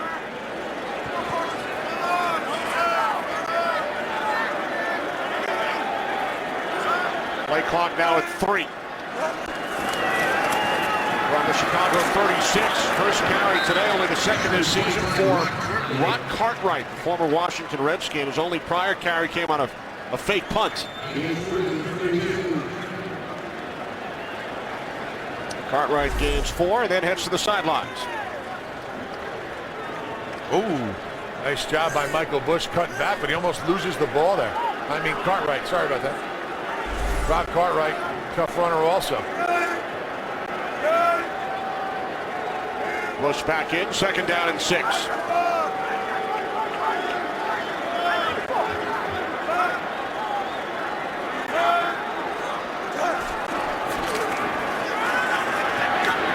over the top to Bush. Raiders first down to the Chicago 20. Lemon's making that one look too easy. But here we are on the part of the field where this offense has bogged down during the course of the afternoon. Been very, very good from 20 to 20. But watch Michael Bush. He's just going to drop into that area as the linebackers drop. Carson Palmer gets it to him quick. Darren McFadden watching from the sidelines. Raiders have been in the red zone 3 times today. Come away with 9 points on 3 field goals. Palmer's pass is short, intended for Darius Hayward-Bay. Hey, Darryl, on those passes right there, is that just lack of timing? Is that something that gets better the longer that Carson Palmer's here? I think so, because he talked to us about, we're close on a lot of things. Sometimes the route is at the wrong depth. Sometimes my throws are in the wrong location. And I think that you're exactly right, Tony. The longer they have the opportunity to work together, the better they get at those situations, and you don't have those plays that look like miscommunication on the outside. Palmer acquired October 18th by the Raiders, making his 4th start. Palmer on second down, pass is caught by Schillens at the Bears' 9-yard line for a Raiders first down. Now the Raiders have been inside the 10 twice prior, yet they have not scored a touchdown. They're inside the 10-yard line for the 3rd time today. One of the things the Bear defenders will tell you is we don't care about yards, we care about points. And they've been able to live up to that this afternoon by forcing field goals on all these possessions. First and goal from the 9, and Marcel Reese is wrapped up by Chauncey Davis. Reese loses 3 yards. That was made by Brian Urlacher, who timed that cadence perfect, got up into the backfield, forced Marcel Reese to move quickly to his left. And it's been a cat and mouse game on this drive once they cross midfield with the cadence of Carson Palmer versus the Bears trying to get into some blitzes. So you credit Brian Urlacher right there for doing some on-field study and zoning in on that cadence. Second and goal from the 12. Palmer gets rid of it to Bush. Bush is inside the 5. There is a flag as he dives for the end zone. And it's ruled a touchdown. penalty marker back at the 11-yard line. Bears say it's against the Raiders.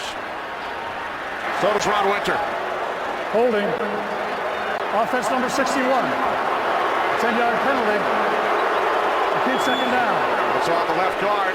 Rookie out of Penn State, Stefan Wisniewski. Number 61, Stefan Wisniewski, right there on your screen. You can see the arms wrapped around. And again, it's like we say, Tony, if you go to the ground, yeah. Yep, they're going to call it every time.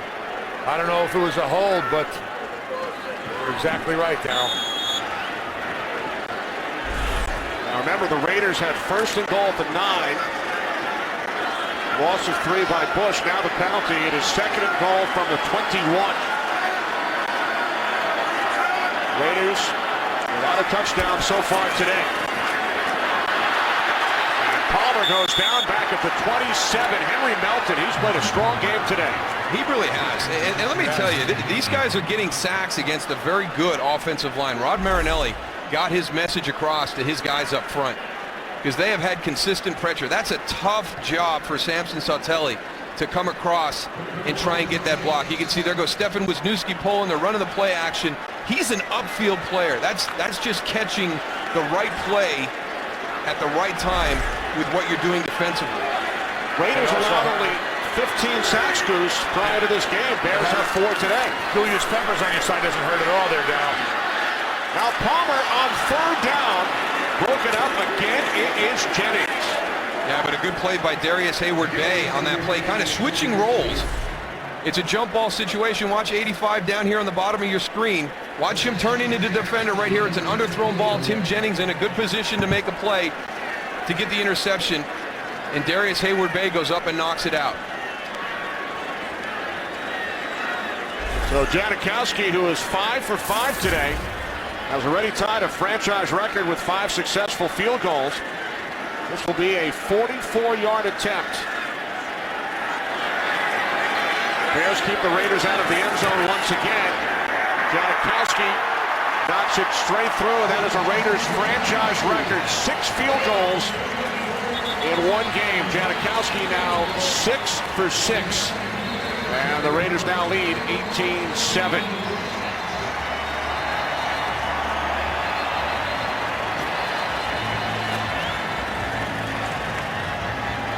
22 seconds remaining, third quarter here in Oakland. Well, Fox Monday is all about drama. First Television's biggest adventure is just getting started. Don't miss an all-new Terra Nova. Then the thrills just keep on coming when medicine's most brilliant mind fights to solve a high-stakes case on an all-new episode of House. It all starts tomorrow night at 8, 7 Central, right here on Fox. Coming into this game, you talk about winning 2 of the 3 phases, and Chicago has been so good with defense and special teams over the years that I think a lot of people looked at those matchups and thought the advantage would go to Chicago. But you have to credit the Oakland Raiders today. You know, with Shane Leckler, with Sebastian Janikowski, they've done a great job in their coverage most of the day. Johnny Knox had 1 long return, but the Raiders can throw up a pretty good special teams unit at you from week to week as well.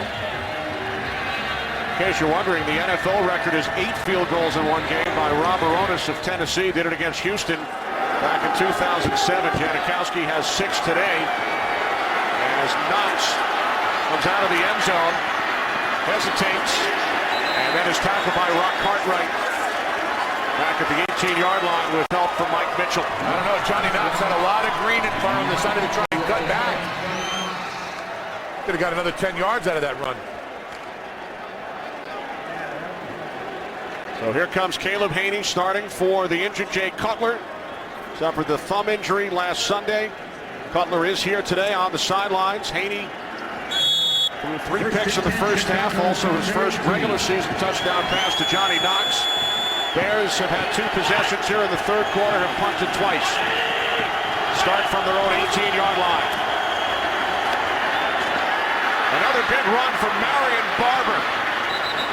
Barber takes it out to the 39-yard line. He gains 21. Tommy Kelly is so close to stopping this play as he works down the line of scrimmage.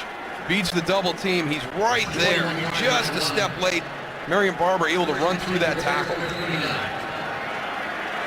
Bears with 146 yards on the ground as the third quarter comes to an end with the Raiders on 6 Janikowsi field goals, leading 18-7.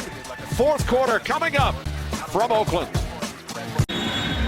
Here's Sebastian Janikowsi, who amazingly has never gone to a Pro Bowl. He has accounted for all 18 Raider points today. 6 field goals, a franchise record. Bears trailing by 11. Here's Marion Barber up to the 43-yard line. That's what happens when you have Adam Vinatieri in your conference, Pro Bowl voter. Exactly. But he's had a fantastic career for the Raiders. And it looked on that last kick, we saw earlier on a kickoff where it looked like he may have re-aggravated that hamstring injury that he's been battling for the last couple of weeks, but looked to be okay on that last field goal. How about the Bears running game, 150 yards today. Second down and 6. Quick release from Haney. This is Earl Bennett. Bennett close to a first down, knocked out of bounds at the 48-yard line by Aaron Curry.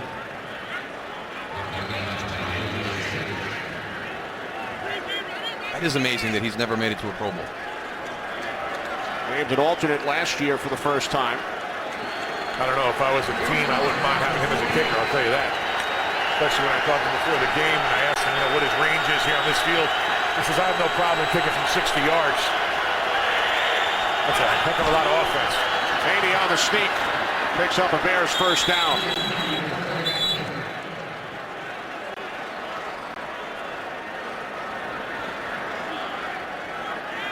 Well, Goose, the Raiders wanted Janikowsi back in 2000. They selected him in the first round.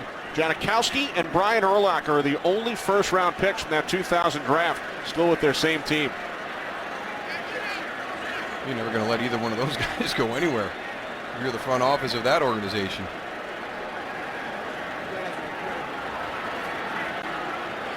It's one of the forgotten parts of the game, but when you can have Shane Leckler and Sebastian Janikowsi as your specialists, I mean, you're going to be able to build a very, very good special teams unit. Yes, you will.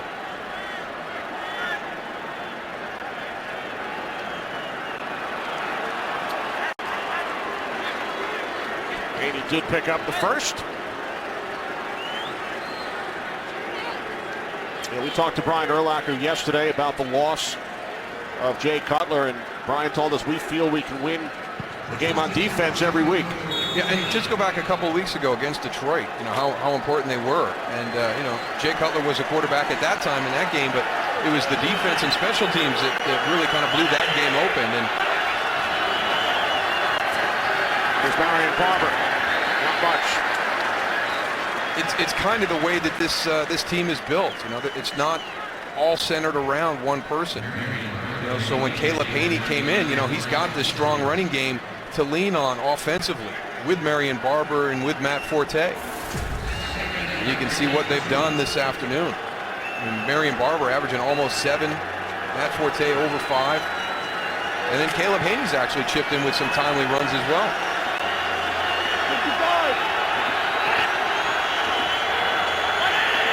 43 yards on the ground for Haney. Now second down and 8. Haney looking to throw. And the pass is caught by the tight end, Matt Spaeth, a former Pittsburgh Steeler. His 7th catch of the season. And he looks to have a Bears first down.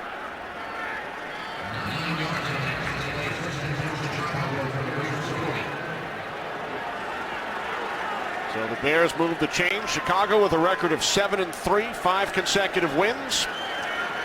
Green Bay, of course, beat Detroit on Thanksgiving. Packers in first place at 11-0. Lions 7-4. Bears looking to surpass Detroit by a game of the NFC North standings. As Barber takes it down to the 36-yard line. McLean on the tackle, gain of 4. Marion Barber just getting in there, pushing that pile.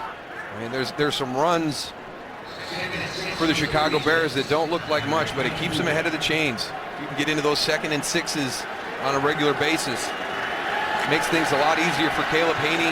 Gives Mike Martz a lot more freedom as a play caller.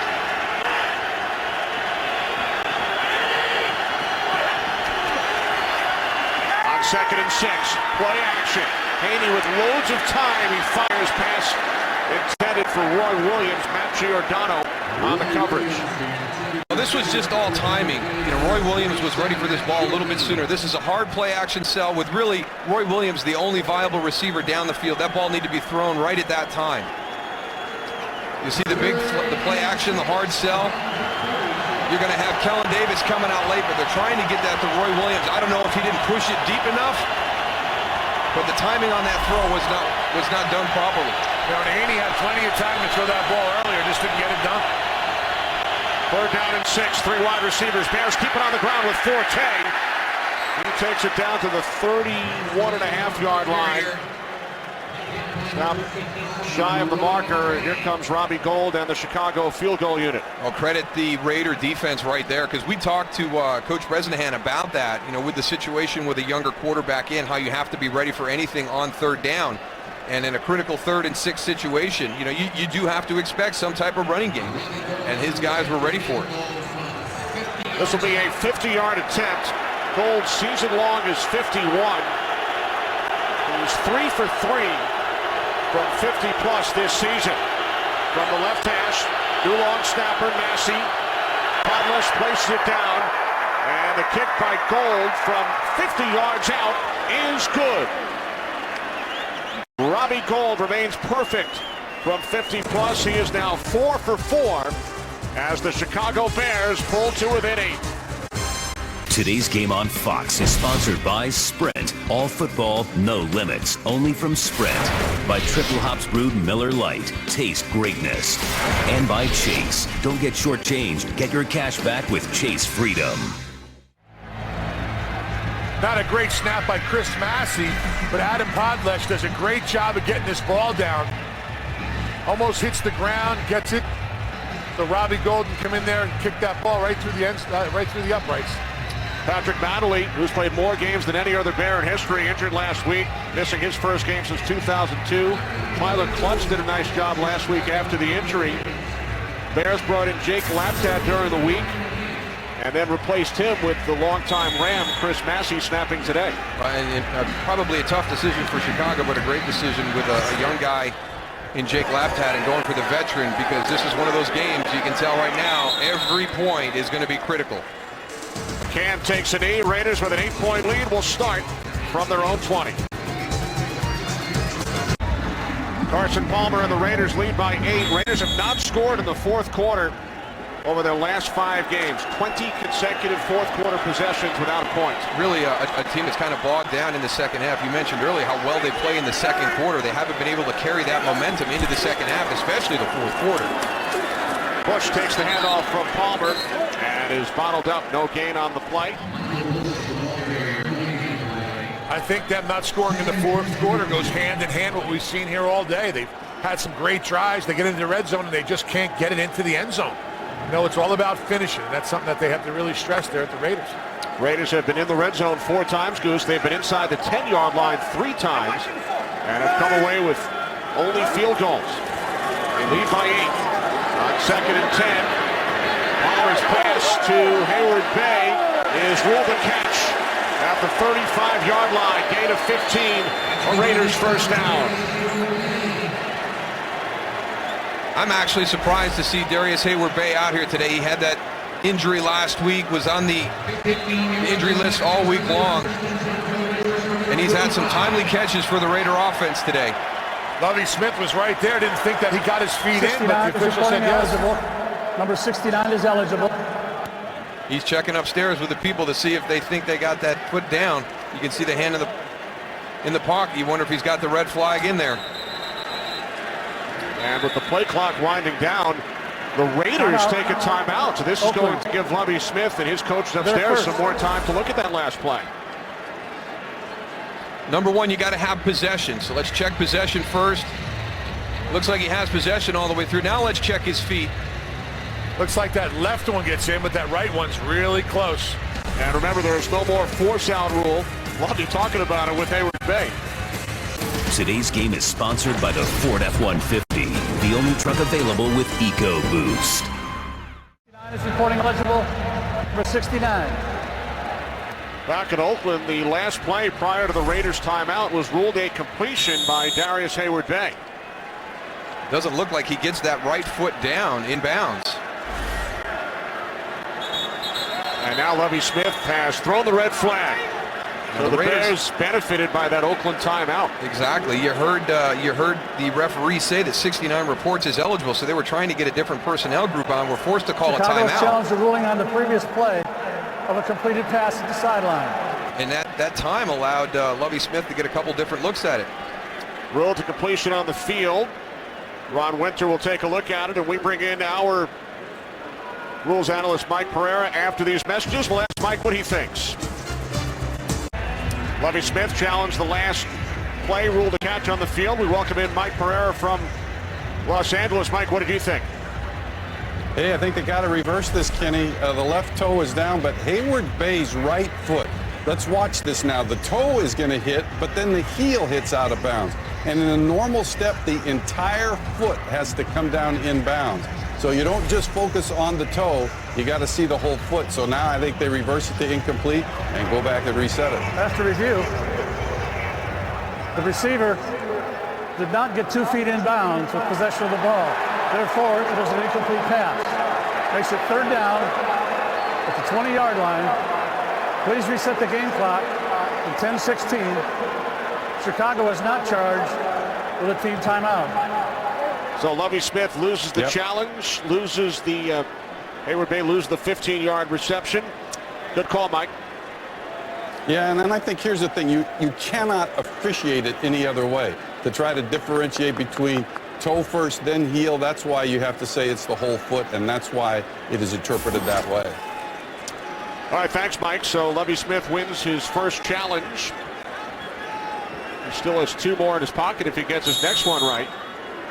And the Raiders, Darryl, now facing a 3rd down and 10. Oakland just 1 for 11 on 3rd down today. Their only conversion came back in the first quarter. And really that miscommunication on getting that new personnel group on and forced to call a timeout gave Lovie Smith the time he needed to be able to see enough information to challenge. So now Palmer on 3rd down and 10. Pass off the hand of Schillens. And the Raiders forced to punt it away.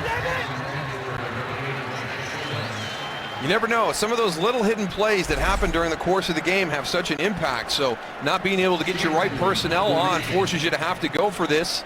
A little high on the throw. Good job by Brian Urlacher pulling off, not taking a chance on getting a penalty. Kevin Hester back deep. Oakland leading by 8. Thanks to 6 Sebastian Janikowski field goals. Leckler punting from his own 10-yard line. Wow, what a kick.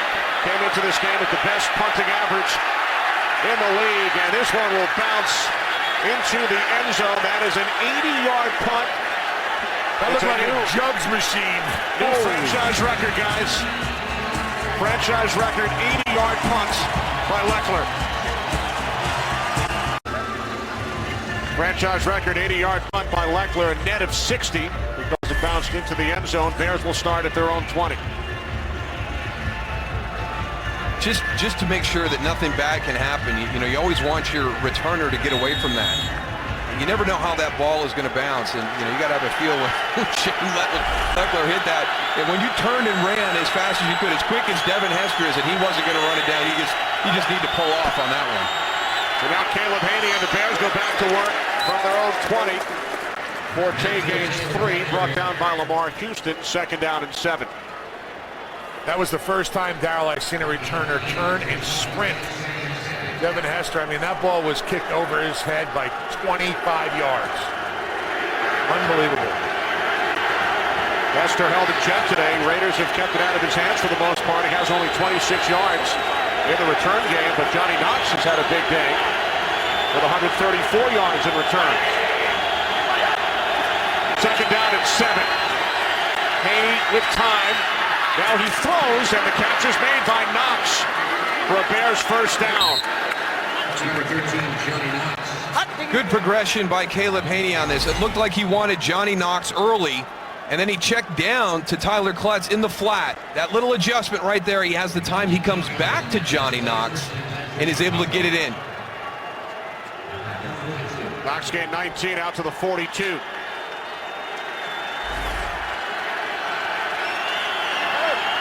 Under 9 minutes remaining, 4th quarter. Caleb Haney in his first NFL start for the injured Jay Cutler from the 42-yard line. Haney complete to Knox again. Looks like the same exact play right there. Another Bears first down, gain of 16. We check in with Kurt. Well, you haven't seen anything that looks like this today. Washington at Seattle. Roy Helu up and over and then through a tackle. 28 yards for his first NFL touchdown. Pulls the game a little closer. Right now, Seattle trying to hold on, up by 3 midway through the fourth. Kenny moves and do. Roy Helu, the rookie out of Nebraska, showing his athleticism. Now, we've had Washington 2 out of the last 3 weeks. He was impressive in both of our games. From the 42-yard line on first down, Haney looking left, doesn't throw. Now he throws out of bounds.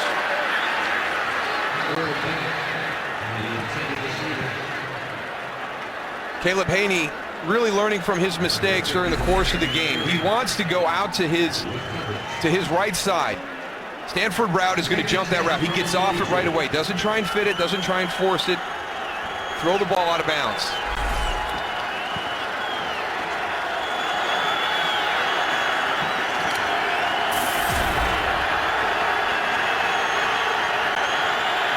Second and 10 from the Raiders' 42.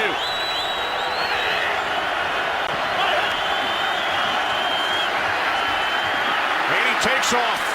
Ran for 24 earlier. Down at the 35, a gain of 7. Number 96, Cameron Wimbley. Good quick decision to pull the ball down, but you have to understand how athletic these pass rushers are. Cameron Wimbley turns and gets downfield right away. He gets a good hit on Caleb Haney. Lucky he didn't get helmet to helmet on that one.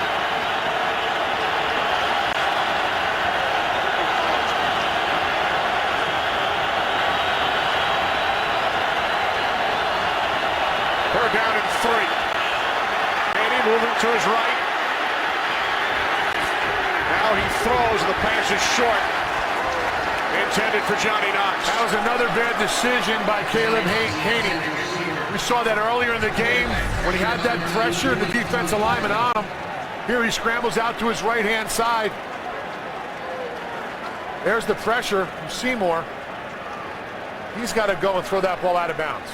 Yeah, I mean, it looks better than it always is. I mean, there's Johnny Knox getting behind coverage, but as you pointed out, Tony, I mean, it looked almost identical to that play we saw in the first quarter. Yeah, Tommy Kelly had the pressure, not Seymour, but you got to tuck out, run out of bounds, and just dump that ball off. So here's Robbie Gould to his 53-yard attempt from the left hash. Does it have the distance? It does. This is a kicking clinic here in this game for us today. Robbie Gould for the second time in the fourth quarter, hitting from 50-plus. I agree, Tony. We're seeing some great specialists on the field today. I mean, we get an 80-yard punt. Prior to this, the Bears drive it down and then hit a 53-yard field goal. And the pressure during the course of this game, because, I mean, the value of every point in this game this afternoon is so critical, and these guys have risen to the occasion. And look at how far he clears that by at 53. Robbie Gould is now 5 for 5 this season from at least 50 yards out. I'll tell you got to look back at that play. We talked about it earlier. Darryl, Lance Lewis, and his play running down the field and stopping that ball from getting in the end zone. It would have been a 9-point difference now instead of 5 for the Chicago Bears. Huge play.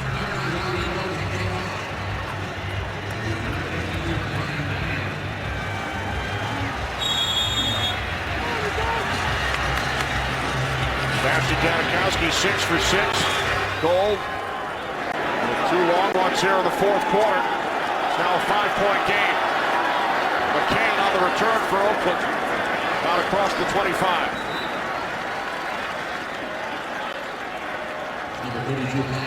Well, field goal kickers around the league have been outstanding this season from 50-plus. Connecting at a 67% clip, and if that stands over the course of the entire season, that would be a new NFL record.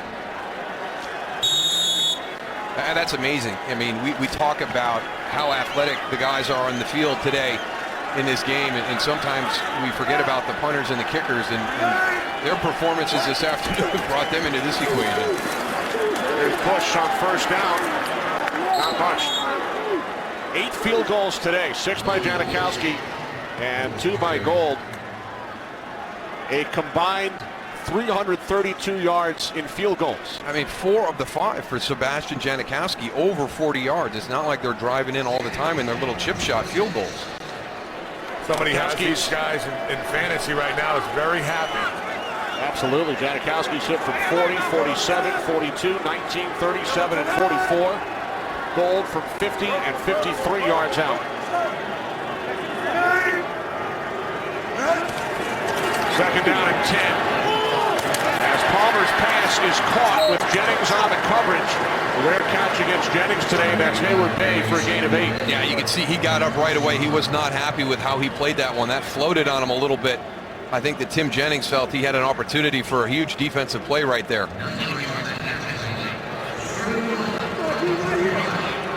Remember, the Raiders have not had success on third down today. Just 1 for 12.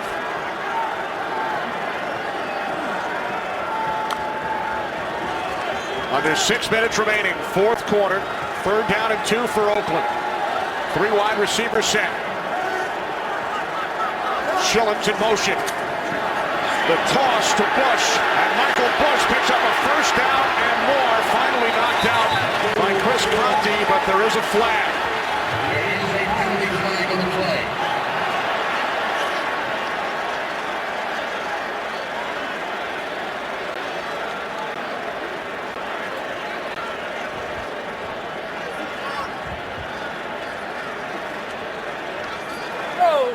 Holding. Offense number 64. A 10-yard penalty. Repeat third down. That's a shame because that was a well-designed play. You get that motion coming in real hard. You get everybody focused on that. And there's Samson Satelli, number 64, trying to get his arms around.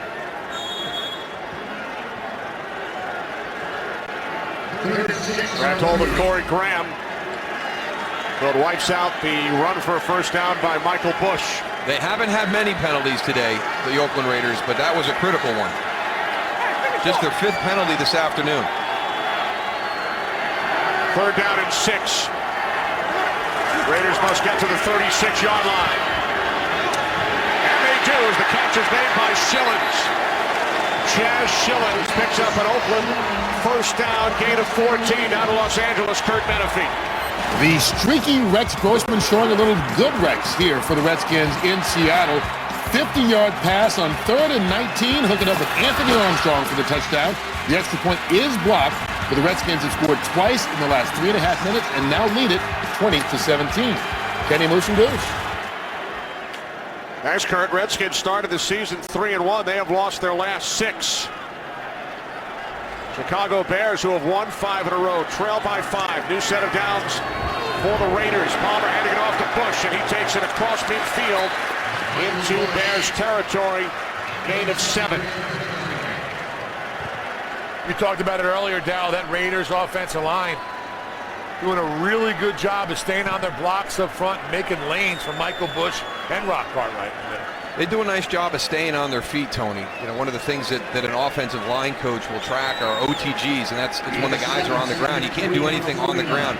This group as a whole does a really nice job of staying on their feet. Second down and 3. From the Bears' 49-yard line, Bush forced back initially by Lance Briggs. And the Bears use a timeout, stopping the clock with 3:59 remaining here in Oakland. Good job by the defensive right side of the Chicago Bears. You can see right there, Michael Bush has nowhere to run. They clog everything up.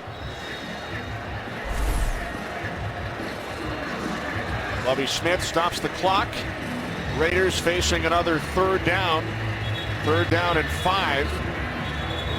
3:59 remaining. Fourth quarter. Raiders leading by 5. All of their points coming on Sebastian Janikowsi field goals. He's hit a franchise record 6.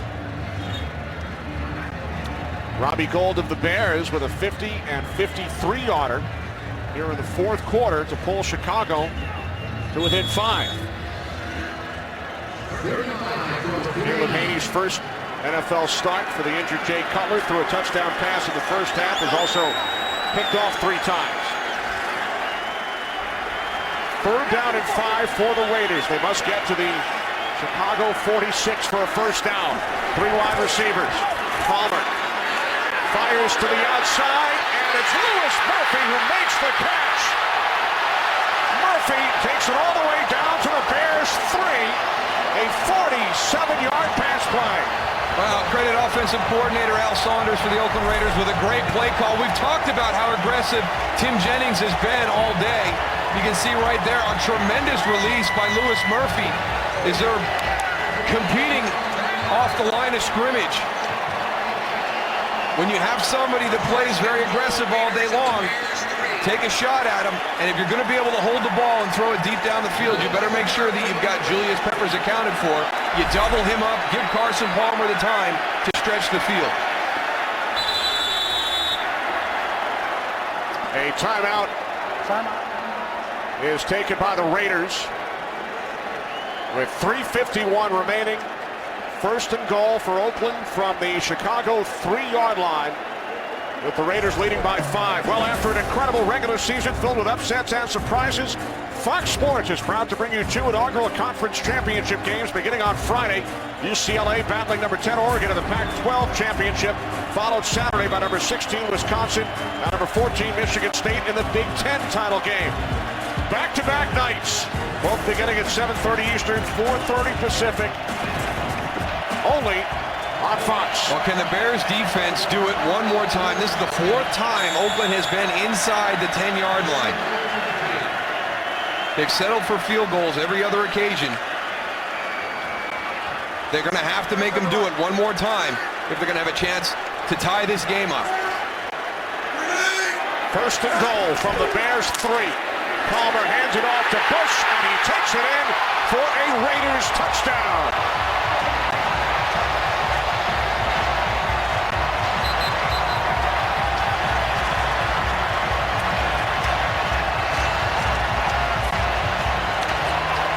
This is just a group that knows exactly what you're going to do. The Bears defense knows that they want to run it in, and watch the job that Oakland's front does. Watch the hole that they create. I mean, Darryl, I don't want to say me and you, but I could have probably ran through that hole. What an unbelievable job, you're right, by that offensive line.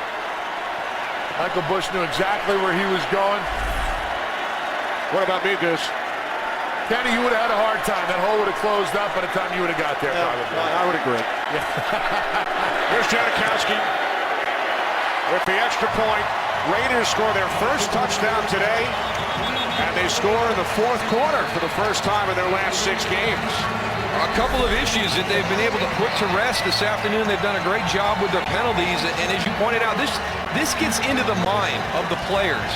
Now look at the effort going up and over the top to get a block on Brian Urlacher by Cooper Carlisle. It starts to get into your head, what is it in the second half? We're just not the same team. We play so well in the 2nd quarter. We can't carry it into the 3rd quarter. And then over the last 5 weeks in the 4th, you haven't been able to do anything. So today, they've done a really good job with their penalties. And now they get some points in the 4th quarter. And this group has talked, for the last couple of weeks, listen, we haven't played a complete game yet this season. And they really feel that they're a team to be reckoned with in the AFC if they can play a complete game. And how about that huge 47-yard completion from Palmer to Murphy on 3rd down, leading to the Oakland score. Great play call by Al Saunders on that one. Nothing conservative there. Some people felt they got a little conservative in the 2nd half last week against Minnesota with a big lead. Nothing conservative about that play call by Al Saunders. So Caleb Haney and the Bears find themselves down by 12. There's Al Saunders up in the Raiders coaching box, Oakland's offensive coordinator. Hester will take it out. Brought down shy of the 20.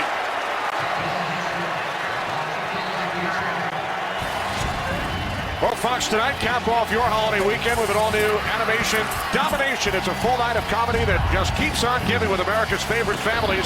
Television's most animated night starts tonight at 7, 6 Central on Fox.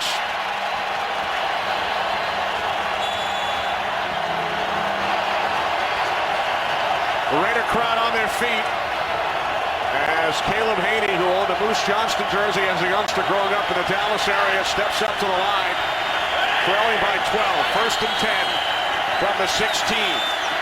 After a pump fake, Haney throws, and Rolando McClain was right there climbing up the back of Matt Forte.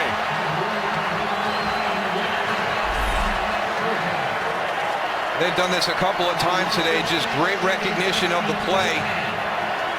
They're trying to do a double screen. They fake the Earl Bennett out to the right. They're trying to get back to the left side with Matt Forte. Rolando McClain is not fooled.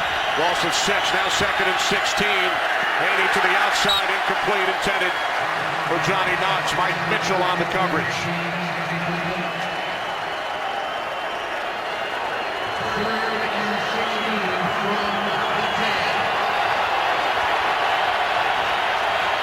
This is the way I remember the crowd out here in Oakland when we played. This was a difficult place to play. I was very surprised to learn that they were 2-3 at home this year with two really tough losses to the Broncos and the Chiefs here.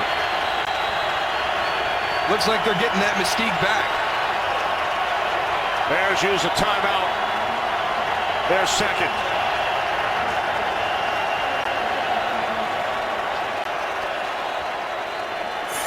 Caleb Haney came into the game very confident in what he could do, but he got off to a tough start. That was a bad decision right there in the first quarter. And then later in that same quarter, tried to fit one in over the top.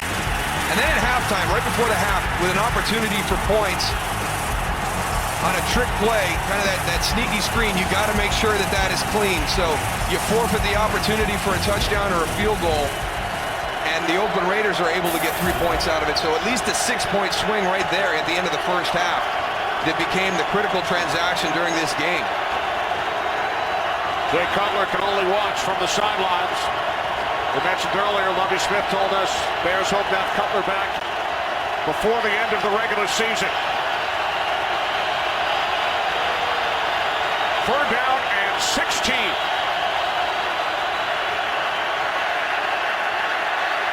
Haney fires downfield for Johnny Knox. He makes the catch. What a catch by Knox!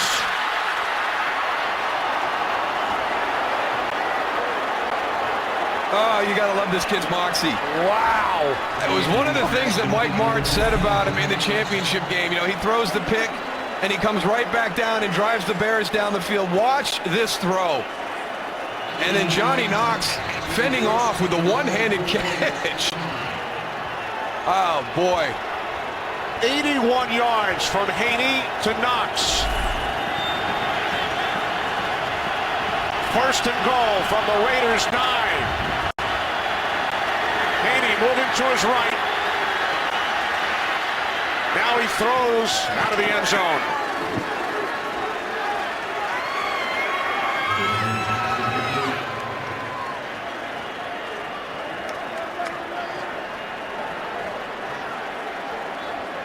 Here comes Kellen Davis onto the field. You know, in this situation, get him out of the field. You've got to have a big target down here in the red zone. He's going to create a matchup problem with his height and his reach.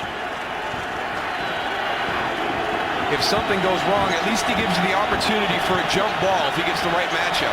6'7" has one catch today. Second and goal from the 9. Haney throws, end zone, touchdown. There he is, Darrell Kellen Davis. And the Bears, following the 81-yard pass from Haney to Knox, reach the end zone. As you kind of look at Haney's family, a 5-play, 84-yard drive. There's Kellen Davis working the slot.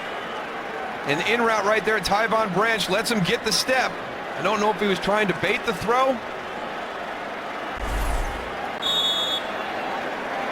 Kellen Davis in his career, 22 receptions, 8 for touchdowns. Not a bad percentage. Here's Gold. for the extra point, pulling the Bears to within 5. Wow, what a change in this game. Bears have scored on all 3 of their fourth quarter possessions, 2 field goals, and now a touchdown. Well, we talked about Caleb Hading saying that he had the skill set that was necessary to function in this offense. One of them is on the move, being able to throw well on the move. Now, that's an ad lib right there, not a design. But I tell you what, he doesn't back down. That was as tough a first half as you could have in your first NFL start, and he's just continued the battle here in the second half. And he's given his team an opportunity to win this game. That offensive line did a great job of giving him time to be able to go look downfield and make this throw. But with only 1 timeout, Chicago's got to pick an onside kick, no, Moose? Well, 1 timeout plus the onside kick, plus the 2-minute warning, Tony. I don't know if you got another 81-yard pass in your back pocket, though. And the way that Shane Leckler punched the ball, even if you force the stop, he's probably going to back you up. In this situation, boy, it's a tough one, Goose. I'm going onside. You know what? I might agree with you here. Gold with 5 attempts in his career. Bears are 0 for 5 on onside kicks with Gold. But remember, 1 timeout remaining for Chicago plus the 2-minute warning. Raiders got 8 guys on the line of scrimmage right here. All 8. Look at that. They're preparing for that onside kick.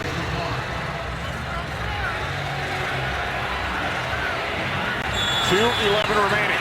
Raiders lead the Bears by 5.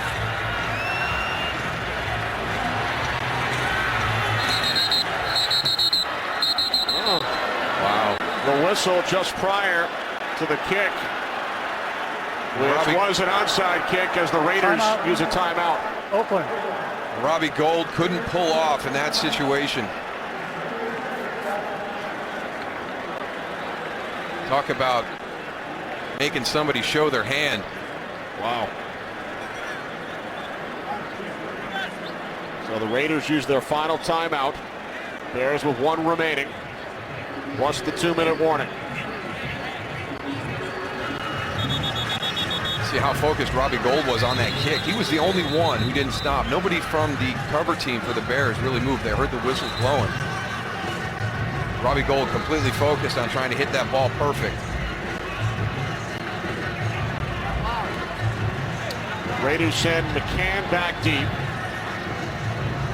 As the Bears set up, Gould will head over for a chat with a couple of his teammates.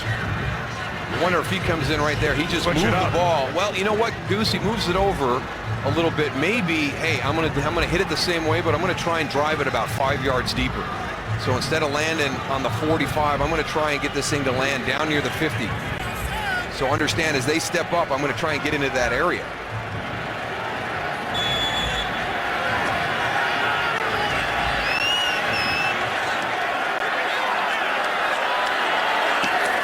Go, the onside kick. And it's at the bottom of the pile. I think Corey Graham got it. Officials will try to get to the bottom of that pile. Following the onside kick by Gould.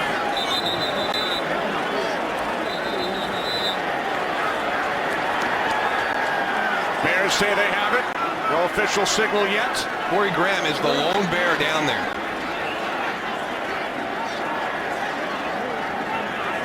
Ron Winter says Raiders football.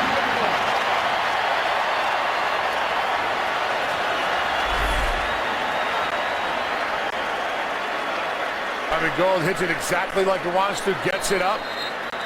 Yeah, it's executed very well. And I think it's Charles Tillman, number 33, who comes in. He gets the hit on Matt Giordano right there. Now the ball's loose. I thought Corey Graham had a shot at it, but you'll see he's going to be the only bear at the bottom of that pile. Looks like 86, David Osbury came up with the recovery for the Raiders. So with 2:09 remaining, Bears have 1 timeout plus the 2-minute warning.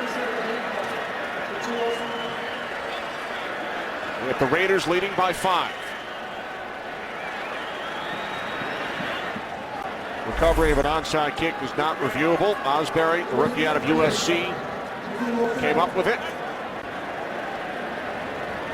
So now the Raiders will go to work from their own 46-yard line, leading by 5. Clock has been reset to 2:07.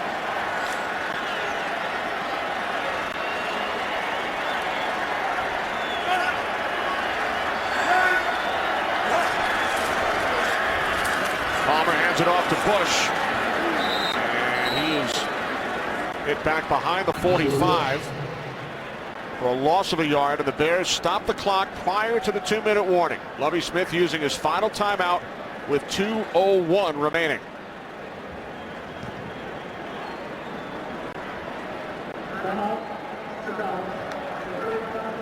Medical staff working on Cameron Wimbley. Raiders facing a 2nd down and 11 from their own 45. 2:01 remaining. 4th quarter. Raiders leading the Bears by 5. Chicago with 13 points here in the 4th quarter. 69. And the Raiders with their first touchdown of the game on their last possession.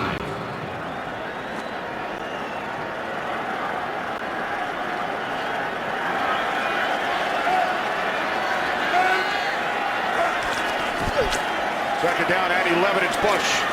And that will take us to the 2-minute warning. It will be 3rd down and 9 for the Raiders when we return. Oakland just 3 for 14 on 3rd down today. 1:56 remaining here in Oakland. A 5-point Raider lead and a huge play coming up following the 2-minute warning. 3rd down and 9 with Devin Hester looming should the Raiders not convert here and be forced to punt.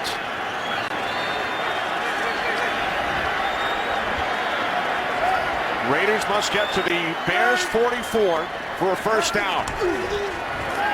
Palmer on 3rd and 9. The pass is caught by Reese, but Major Wright able to make the tackle. Remember, Chicago had no timeout, so the Raiders will let the clock run down and then punt. This is a good play by Major Wright because he's beat. He's outflanked pretty quickly right here. Gets out, makes the sure tackle. Look at all that space. If he doesn't make that tackle, Marcel Reese is going to turn that upfield, get the 1st down. And you don't want to punt it to that guy, right? Is that what you were going to say, Moose? You know what? It's been fun all day to watch what they've done. You know, they've kicked to him a couple of times and challenged their coverage unit, and the coverage unit has responded and done a good job. He's directionally kicked inside the 5-yard line, and then he had that one where he just kicked it over his head when he boomed the 80-yarder. They're just going to take the 5-yard penalty. That's right, Goose. Raiders out of timeouts. Offense. 5-yard penalty. Remains 4th down. With Shane Leckler back there, it really doesn't matter 5 yards. You might have to take another one. Could have charged him 15, you still would have been all right. He boomed an 80-yarder into the end zone earlier with a net of 60. That was a new franchise record. So now Leckler will punt it away. Hester only 7 yards on 2 punt returns so far today.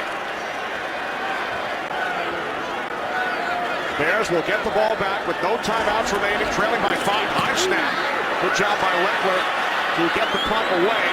And it rolls. Will it stay out of the end zone? Yes. Brian McCann sprinting downfield to keep the football from rolling into the end zone. And the decision here is just make sure you get it out. The one thing you cannot have is a blocked punt, so there's no style points here. Just get this kick out. A little bit of a high snap, sets it, kicks, and then the outcome is outstanding. Oh, my God. It's unbelievable. The game within the game, all the little things that you battle against and try to have a plan for. One of the biggest challenges for the Raiders was how do we handle Devin Hester? And they have done an outstanding job, and the big reason is Shane Leckler. He's been excellent today punting the ball. 51-yard punt, perfect placement, and then McCann downfield to knock it out of bounds. So the Bears, who went 84 yards on their last drive, must go 96 in 61 seconds with no timeouts. Our quarterback making his first career start. Haney on 1st down, complete out to the 11-yard line. Gain of 7, Sam Hurd. The Raiders will give him that all day long, a 5-yard completion. in this drive. There's just not enough time. Second down and 3. Haney fires. Roy Williams makes the catch. Williams tackled at the 34. As we approach a half minute remaining, Haney wants to clock it. He will spike it to stop the clock with 27 seconds remaining in quarter number 4.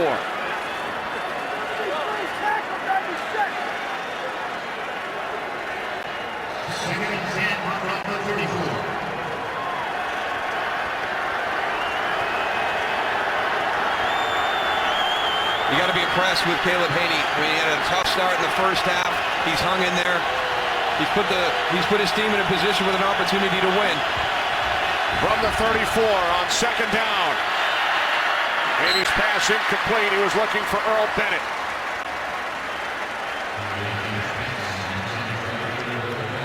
Got about 3 more opportunities to get some shots down the field here with 23 seconds left.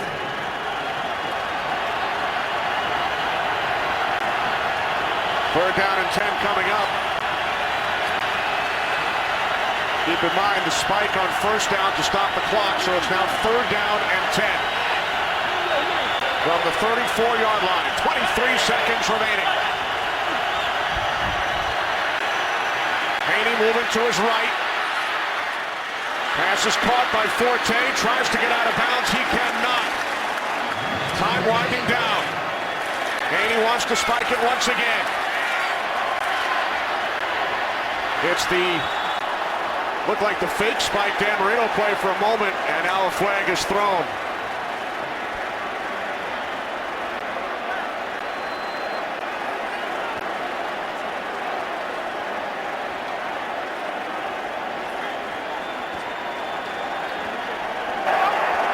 Intentional grounding. Offense. Lost it down. 10-second runoff at the end of the game. So a 10-second runoff, intentional grounding penalty because Haney did not spike it immediately. Took a couple of steps back, tried the fake, then spiked it, and is called for intentional grounding. 10-second runoff. The ball game is over.